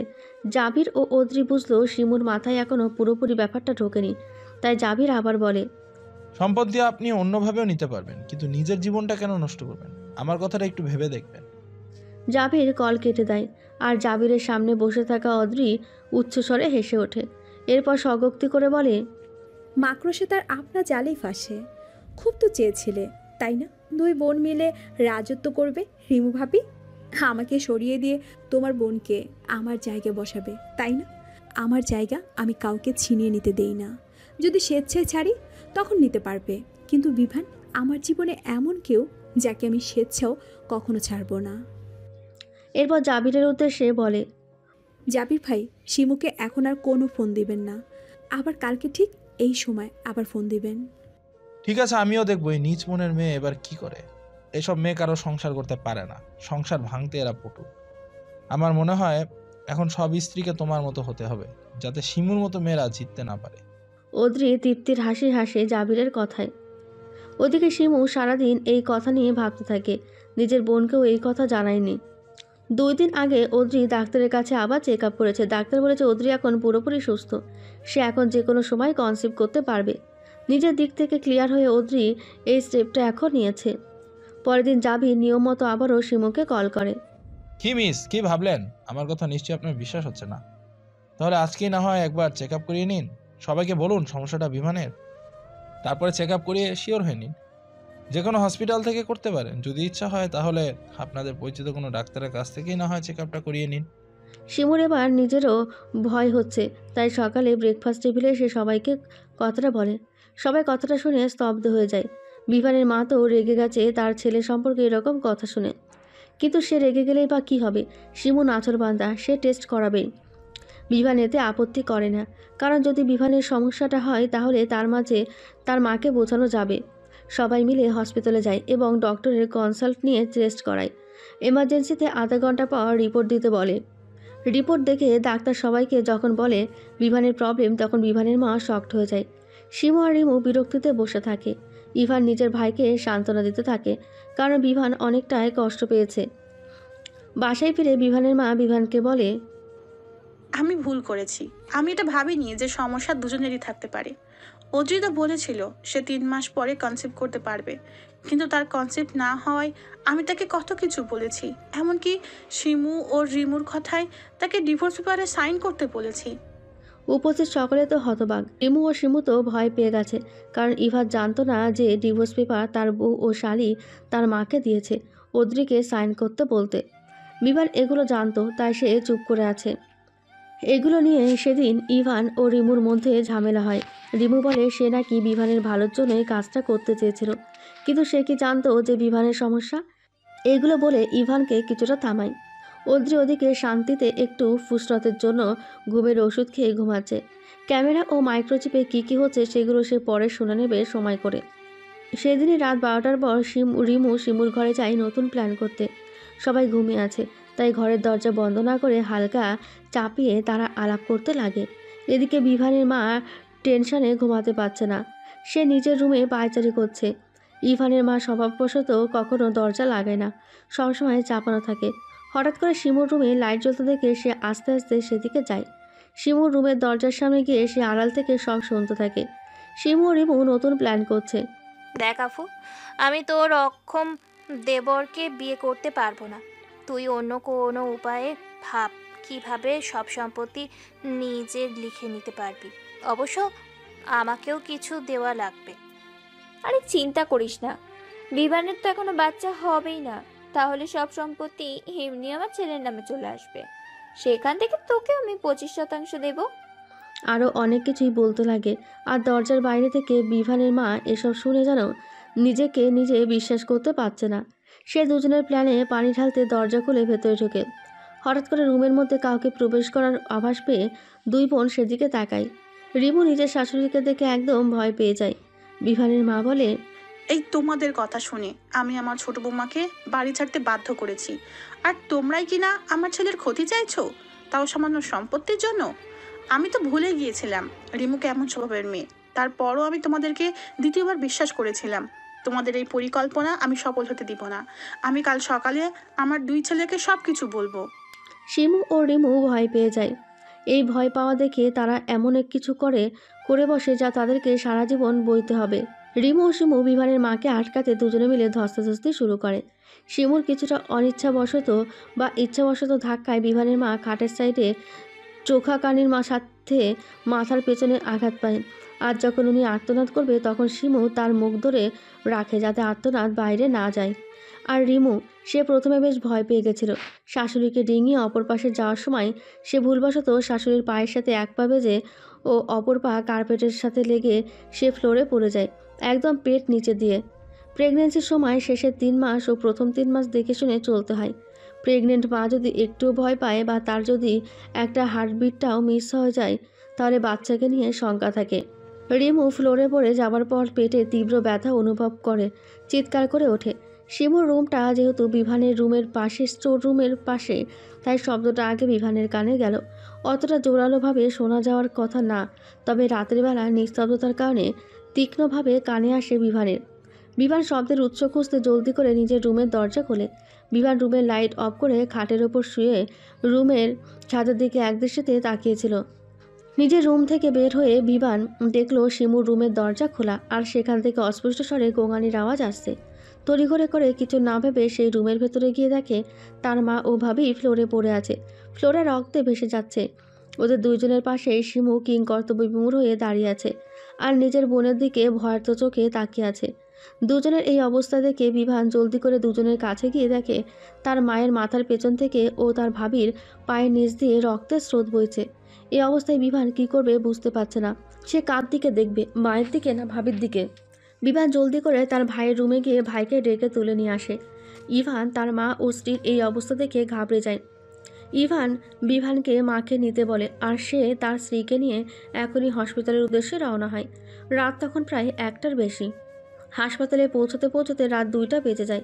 এমার্জেন্সিতে শুধু একজন ডাক্তার আছে। ওই ডাক্তার বিভানের মাকে নিয়ে যায়। সাথে একজন নার্সকে বলে গাইনি বিভাগের কোনো ডাক্তারকে ফোন দিয়ে এমার্জেন্সিতে এখনই হাসপাতালে আসতে বলতে। শিমুর ভয়ে হাত পা কাঁপাকাঁপি অবস্থা। হাসপাতালে এসে সে পায়চারি করছে, কি করবে? তখনই ইভান শিমুকে জিজ্ঞাসা করে। শিমু, এগুলো কিভাবে হলো? ইভানের প্রশ্নে শিমু ধরা পড়ে যাবার ভয়ে সে নিজেকে বাঁচাতে মিথ্যার আশ্রয় নিয়ে বলে, আমি কি বলবো ভাইয়া, আমি আর আপু কথা বলছিলাম, তখনই আন্টি আর আপনার ভাই এসে আমার বোনের সাথে খারাপ কিছু করতে চায়। আমি আপনার ভাইকে বাধা দিতে গেলে এইগুলা হয়ে যায়। ইভান হতভম্বের মতো নিজের ভাইয়ের দিকে তাকিয়ে আছে। আর বিভান তো শক। সে ভাবতেও পারছে না তার নামে এসব মিথ্যা কথা রটানো হচ্ছে। শিমু এগুলা বলেছে এই ভেবে যে কোনো প্রমাণ নেই তাই। আমার আপুর কিছু হলে আমি কিন্তু তাদের ছেড়ে কথা বলবো না। দরকার হলে তাদেরকে আমি পুলিশে দেব। আপনার মা ও ভাই আমার বোনের সাথে অন্যায় করবে, সেটাকে মেনে নেওয়া যায় না। ইভান সত্য মিথ্যা যাচাই করতে পারছে না। ইভানের বিশ্বাস হচ্ছে না তার ভাই ও মা এরকম করতে পারে। আর তাছাড়া তার মা নিজেও তো অনেকটা আঘাতপ্রাপ্ত হয়েছে। গাইনি বিভাগের ডাক্তার ভোর 3টে টাকাতে সে হসপিটালে পৌঁছায়। এরপর রিমুকে সার্জারি করার জন্য নিয়ে যায়। রিমুর অবস্থা অনেকটাই খারাপ। সার্জারি করতে করতে ভোর 5টা হয়ে যায়। ডাক্তার বেরিয়ে এসে বলে, মিস্টার ইভান, আমরা আপনার মেয়েকে বাঁচাতে পারিনি। তারপর আপনার স্ত্রীর জরায়ু অনেক খারাপভাবে ক্ষতিগ্রস্ত হয়েছে। তাই আমাদেরকে এর পরের অপারেশনে আপনার স্ত্রীর জরায়ু কেটে ফেলতে হবে। জরায়ু না কাটলে এখান থেকে বিষক্রিয়া ছড়িয়ে পড়বে শরীরে। আপনাকে বন্ডে সই করতে হবে। ইভান ভেঙে পড়ে ডাক্তারের কথায়। বিভান তার ভাইকে শান্ত করার জন্য তার পাশে এসে বসে। পরক্ষণে শিমু বলে, ভাইয়া, এইবার আমি পুলিশ ডাকবো। আপনার ভাই ও মায়ের কারণে আজ আমার আপুর এই অবস্থা। বিভান ভাবতেও পারছে না এই সময়ে এই মেয়েটা এইভাবে মিথ্যা কথা বলতে পারে। ইভানের কথা তোয়াক্কা না করে শিমু পুলিশ আনবেই। এদিকে বিভানের মায়ের মাথার সার্জারি মাত্র শেষ হলো। ডাক্তার বেরিয়ে এসে বলে, মিস্টার ইভান, মিস্টার ইভান, আপনাদের মায়ের ট্রমাটিক ব্রেইন ইনজুরি হয়েছে। ট্রমাটিক ব্রেইন ইনজুরি অনেক ক্ষেত্রে তেমন কোনো ক্ষতির কারণ নাও হতে পারে, আবার তা মৃত্যুর কারণও হতে পারে। প্রথম কিংবা হালকা পর্যায়কে বলা হয় কনকাশন। এর অর্থ হচ্ছে প্রচণ্ড আলোড়ন, আঘাত বা উত্তেজনার ফলে মস্তিষ্কের ক্ষতি। এই পর্যায়ে সাধারণ আঘাত লাগার কয়েকদিনের মধ্যে মস্তিষ্ক আবারও স্বাভাবিক অবস্থায় ফিরে আসে। রোগী যখন মাথায় আঘাত লাগার পর 15 মিনিট বা তার বেশি সময় অচেতন থাকেন, তখন সেই আঘাতের মাত্রাকে দ্বিতীয় পর্যায়ে বিবেচনা করা হয়। রোগী যদি মাথায় আঘাত লাগার পর 1 ঘন্টার বেশি সময় ধরে অচেতন থাকেন, তাহলে তার টিবিআই এর মাত্রা তৃতীয় পর্যায়ের বিবেচনা করা হয়। আর রোগীর উপর এই ধরনের আঘাতের পরিণতি ভয়াবহ হতে পারে। বিশেষ করে তার শারীরিক এবং মানসিক উভয় ক্ষতি হতে পারে। এক্ষেত্রে রোগীর হৃদযন্ত্রের কর্মকাণ্ডের ব্যাঘাত ঘটতে পারে, তিনি পঙ্গুও হয়ে যেতে পারেন, এমনকি তার ব্যক্তিত্বের ব্যাপক পরিবর্তন ঘটতে পারে। তৃতীয় পর্যায়ের ক্ষতি সাধারণত অপূরণীয় হয়। ডাক্তার এগুলো বলে থামে। দুই ভাই ফ্যালফ্যাল নয়নে তাকিয়ে আছে ডাক্তারের দিকে। ডাক্তার একটা শ্বাস নিয়ে আবার বলে, এবার নিশ্চয়ই বুঝতে পারছেন আপনার মায়ের কি অবস্থা। বাকিটা যা হয় তা মেনে নিতে হবে। এই বলে ডাক্তার চলে যায়। আর শিমুকে দেখে ভীত মনে হচ্ছে। ইভানের অবস্থা অনেক খারাপ। তার মা, বউ ও বাচ্চা সবাইকে এসে একসাথে হারাতে বসেছে। বিভান মায়ের এই অবস্থা মানতে পারছে না। সকাল 8টায় শিমু নিজ দায়িত্বে পুলিশ নিয়ে এসে পুলিশকে নিজের মন গড়া কথা শোনায়। বিভানের কাছে যেহেতু নিজের পক্ষে কোনো প্রমাণ নেই, সে কিছু বলেও লাভ হচ্ছে না। শিমু পুলিশকে এটাও বলে বিভানের তার ভাবির ওপর রাগের কারণ বিভানের স্ত্রী চলে যাবার ক্ষেত্রে ভাবির হাত আছে বলে বিভান মনে করে। এসব বলার দরুন পুলিশ বিভানকে হাসপাতাল থেকে বাইরে যেতে দিচ্ছে না। সকালে 8:30টার দিকে অদ্রি হাসপাতালে আসে। অদ্রি হাসপাতালের ঠিকানা বিভানের থেকে জোগাড় করেছে। অদ্রি অনেক দিন পর বিভানের সাথে যোগাযোগ করে। সকালে ঘুম থেকে উঠে ক্যামেরাতে ধরা পড়া চিত্রগুলো দেখে অদ্রি এসে পুলিশকে বলে, আপনারা কারো মুখের কথার উপর ভিত্তি করে আমার হাজবেন্ডকে আটকে রাখতে পারবেন না। আপনাদের কাছে শিমু কী প্রমাণ দিয়েছে জানি না, তবে শিমুর বিপক্ষে আমার কাছে স্ট্রং প্রমাণ আছে। অদ্রির কথায় শিমু ভয় পেয়ে যায়, তবে পরক্ষণে তার মুখে ফুটে ওঠে ক্রূর হাসি।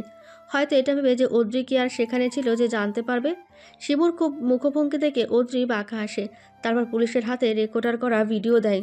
পুলিশ সবটা দেখার পর শিমুকে আটক করে এবং ইভান ও বিভানকেও সবটা দেখায়। সব দেখে ইভান শিমুকে জোরে একটা থাপ্পড় মেরে বলে, তোমার জন্য আজ আমার মায়ের এই অবস্থা।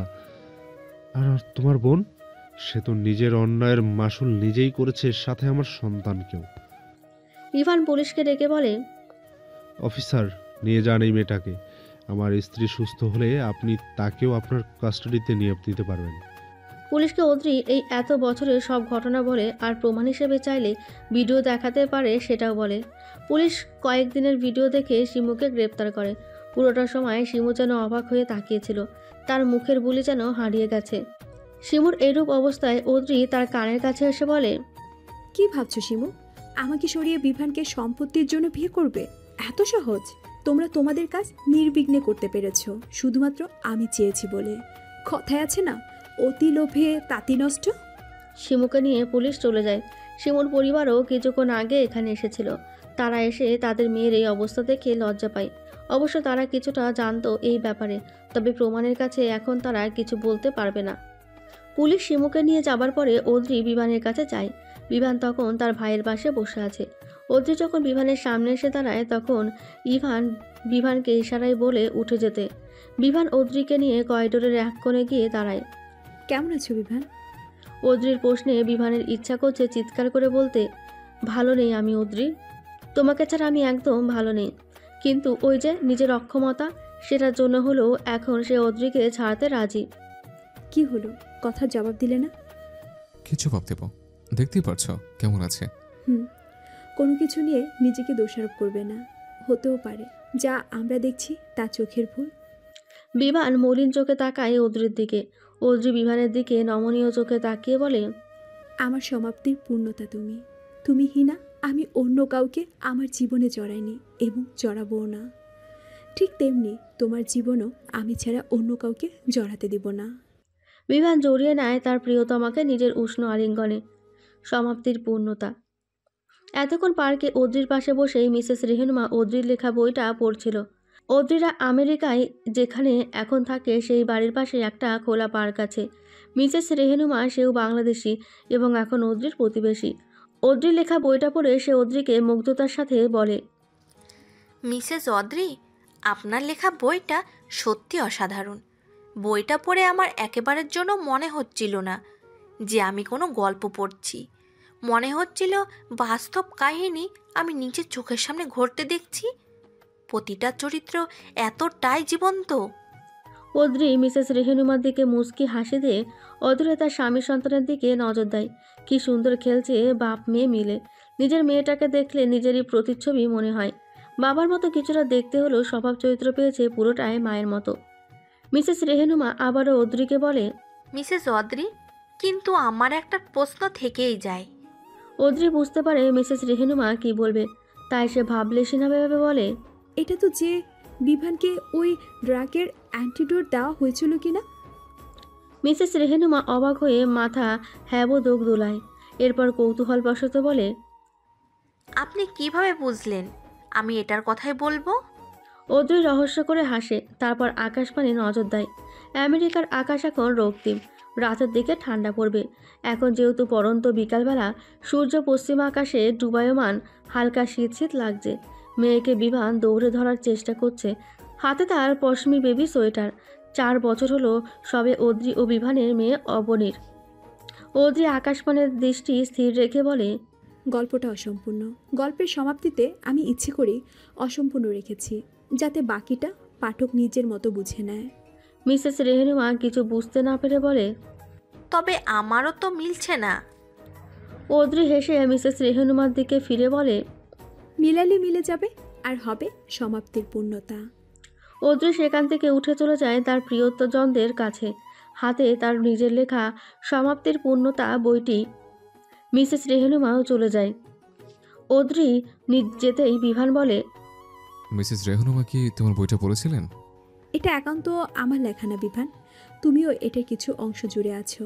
তোমার ডায়েরি থেকে তোমার অনুভূতি এবং পর্যবেক্ষণ নিয়ে আমি বইটা সম্পূর্ণ করতে পেরেছি।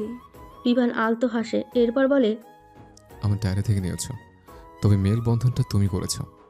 আমি শুধু প্রতিদিনকার মতো ডায়েরি লিখে রাখতাম, কে কী করলেও নিত্যদিন সেটা লিখে রাখতাম। অদ্রি বিভানের বাহু জড়িয়ে তাদের মেয়ের দুষ্টুমি দেখেছে আর বলে, সমাপ্তির পূর্ণতা আমাদের দুজনের মেলবন্ধন, তাই তো আমাদের মেয়ের নাম পূর্ণতা অবনী। একটু পর অদ্রি মেয়ের কাছে গিয়ে বলে, অবনী, মা আমার ঠান্ডা পড়ছে মা, শীতের কাপড়টা পরে নাও, বাবার কাজ আছে। অবনী মাথা দোলায়, মানে সে পরবে না শীতের কাপড়টা। বিভান অদ্রির দিকে অসহায় চাহনি দিয়ে বলে, তোমার মেয়ে ঠিক তোমার মতো হয়েছে, নিজে যা ঠিক করবে সেটাই করবে। অদ্রি বিভানের দিকে চেয়ে চোখে তাচ্ছিল্যতা এনে বলে, তাহলে তুমি কি চাচ্ছ, তোমাকে আমি ওই মেয়েটার হাতে ছেড়ে দিতাম? বিভান তাড়াহুড়ো করে বলে, সেটা আমি কখন বললাম? তবে তুমি যেভাবে সবকিছু হ্যান্ডেল করেছো, ব্যাপারটা অনেক রিস্কে ছিল। শেষ পর্যন্ত সব কিছু জানার পর তুমি যে আমায় ভুল বুঝোনি, এটাই আমার কাছে অনেক। তোমাকে হারানোর ভয়ে আমি হিংস্র হতে পারি, অনেকটা তো সহ্য করলাম, আমি এই পদক্ষেপ নিয়েছিলাম। বিভান অদ্রিকে এক পাশ দিয়ে জড়িয়ে ধরে বলে, এটা ঠিক যে ভাবিও তার বোন মিলে মায়ের মাথায় এমনভাবে নষ্ট করেছিল যে মা তোমাকে বুঝতে পারছিল না। আমিও তো তোমার মুখ থেকে কথাটা শুনে প্রথমে আমার খুব রাগ হয়েছিল, তবে তোমার সুন্দরভাবে বোঝানোতে রাগটা কমিয়ে সব বুঝতে পেরেছিলাম। হঠাৎ অদ্রি মজার ছলে বলে, জার্মানিতে গিয়ে যখন তোমাকে ড্রাগটার অ্যান্টিডোট দিয়েছিলাম, তখন তোমাকে দেখে একজন ডক্টর একটাই কথা বলেছিল, is she really your wife? মানুষে বিশ্বাস করতে পারছিল না আমি তোমার বউ হয়ে তোমাকে এই ড্রাগটা দিয়েছিলাম এবং অ্যান্টিডোট দিতেও নিয়ে এসেছিলাম। এই ডক্টরটা এই ড্রাগটার ঘোর বিরোধী। বিভান বাঁকা চোখে তাকিয়ে আছে। অদ্রি দেখেও না দেখার মতো করে উদাসীন স্বরে বলে, জানো বিভান, সেই দিন যখন মায়ের অ্যাক্সিডেন্টের কথা শুনে আমি হাসপাতালে আসি, সেই দিন আমি সত্যিই ভাবতে পারিনি শিমু আর ভাবি মিলে এমনটা করবে মায়ের সাথে। আমার সেই দিন মায়ের জন্য নিজেকে কিছুটা দোষী মনে হচ্ছিল। আর রিমু ভাবি, সে নিজের শাস্তি এভাবে পাবে আমি ভাবতে পারিনি। একজন মায়ের কাছ থেকে তার সন্তান চলে যাওয়ার কষ্ট কতটা হয় সেটা একজন সন্তানবিহীন মাই বুঝতে পারে। মায়ের অবস্থাটা এত ক্রিটিক্যাল ছিল, আমি শুধু চাইছিলাম মা যেন কোনো অপূর্ণ ইচ্ছে নিয়ে পৃথিবী ত্যাগ না করে। মায়ের তো একটাই অপূর্ণ ইচ্ছে ছিল, তোমার সন্তানের মুখ দেখা। হ্যাঁ, মায়ের ইচ্ছেটা পূরণ হয়েছিল, তবে আমার মা তার বড় ছেলের চিন্তায় শেষ নিঃশ্বাস ত্যাগ করেছিল। ইভান ভাইয়া তো ভাবিকে সুস্থ হওয়ার পরে পুলিশ কাস্টাডিতে দিয়ে আসে, আর তাকে স্পেশাল রিকোয়েস্টের মাধ্যমে সর্বনিম্ন শাস্তি 5 বছরের জেলকে কমিয়ে 2.5 বছরে নিয়ে আনে। শিবুকে সে পুরো 5 বছরের জেল খাটতে হয়েছে। হঠাৎ মেয়ের ডাকে বিভান আবার নিজের মেয়ের পিছনে যায়। অদ্রি সেখানে দাঁড়াতেই ভাবতে থাকে। বিভানের মা 6 মাস প্যারালাইজড অবস্থায় ছিল। হাসপাতাল থেকে মা ও রিমু ভাবিকে রিলিজ দেওয়ার পরে অদ্রি ও বিভান জার্মানির উদ্দেশ্যে যাওয়ার বন্দোবস্ত করতে থাকে। ড্রাগটা বিভানের শরীরে প্রবেশ করানো হয়েছে তখন 9 মাস। এই ড্রাগটার মেয়াদ 2 বছর। 2 বছরের মধ্যে অ্যান্টিডোট দিলে ব্যক্তির মেয়াদ শেষ হলে আবারও আগের মতো সুস্থ হয়ে যাবে। হাতে যেহেতু আরও 11 মাস সময় ছিল, তাই সমস্যা হয়নি। রিমু ভাবিকে পুলিশ কাস্টাডিতে রেখে আসার পর ইভান ও রিহাব একা হয়ে পড়ে।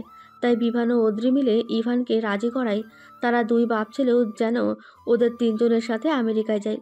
বিভানকে নিয়ে জার্মানি থেকে ফেরার পর তারা আমেরিকায় যাবে। আমেরিকায় গিয়ে মায়ের পরবর্তী চিকিৎসা হবে। এরপর জার্মানি থেকে ফিরে তারা আমেরিকায় যায়। আমেরিকায় যাওয়ার 1 বছরের মাথায় অদ্রি কনসিভ করে। বিভানের মাও অনেকটাই সুস্থ হয়ে গেছে ততদিনে। বিভানের মা অনেক খুশি থাকলেও চোখের সামনে সারাক্ষণ বড় ছেলেকে ওভাবে দেখতে ভালো লাগতো না। ইভানের ছেলে রিহাব মায়ের জন্য কান্না করত মাঝে মাঝে, তবে অদ্রির মাতৃ সমতুল্য স্নেহে রিহাব নিজের মাকে অতটা মনে করতো না। 6 বছরের বাচ্চাকে বোঝাতে একটু বেগ তো পেতেই হয়েছিল। যথারীতি 9 মাস পর অদ্রির কোল আলো করে অবনী আসে। রিয়াব তো অবনীকে পেয়ে আর কিছু লাগে না। রিয়াব ততদিনে 7 বছরের। অবনীর বয়স যখন 2 মাস তখন বিভানের মা ঘুমের মধ্যে স্ট্রোক করে মারা যায়। সেদিন ইভান, বিভান, অদ্রি, রিহাব ও অবনী সবাই শেষ বিদায় দেয় মানুষটাকে। বিভানের মা মারা যাওয়ার 3 মাস পর রিমু জেল থেকে মুক্তি পায় এবং ইভান নিজে বাংলাদেশে গিয়ে রিমুকে ফ্লাইট কনফার্ম করে আমেরিকায় নিয়ে আসে। রিমু নিজের অন্যায়, নিজের বাচ্চা হারানো ও নিজে অসম্পূর্ণ হবার পর বুঝতে পেরেছিল। রিমু এসে অদ্রির কাছে মাপ চায় এবং ধন্যবাদ জানায় তার অবর্তমানে তার ছেলেকে মায়ের স্নেহে আগলে রাখার জন্য। অদ্রিও সেদিন মাপ করে দেয় রিমুকে, কারণ অনেক তো হলো শাস্তি। মেয়ের আধো আধো ডাকে হুঁশ ফেরে অদ্রির। মা মা আজকে রিয়াব ভাইয়া এলো না কেন? রিহাব ভাইয়ার তো কালকে পরীক্ষা মা। অবনের মুড খারাপ হয়ে যায়। বিভান অদ্রিকে বলে, তোমার মেয়ে এ পর্যন্ত রিহাব ভাই এলো না কেন? এই কথাটা যে কতবার বলেছে তার হিসেব নেই। অদ্রি অবনীকে খুশি করার জন্য বলে, বাসায় গিয়ে ভাইয়াকে আচ্ছে মতো বকে দেব, ঠিক আছে? হুম। অবনী খুশিতে খিলখিল করে হেসে ওঠে। মেয়েরা এই স্নিগ্ধ হাসিতে প্রশান্তি বয় অদ্রি ও বিভানের হৃদয় জুড়ে। একেই বলে পরিপূর্ণ সমাপ্তির পূর্ণতা।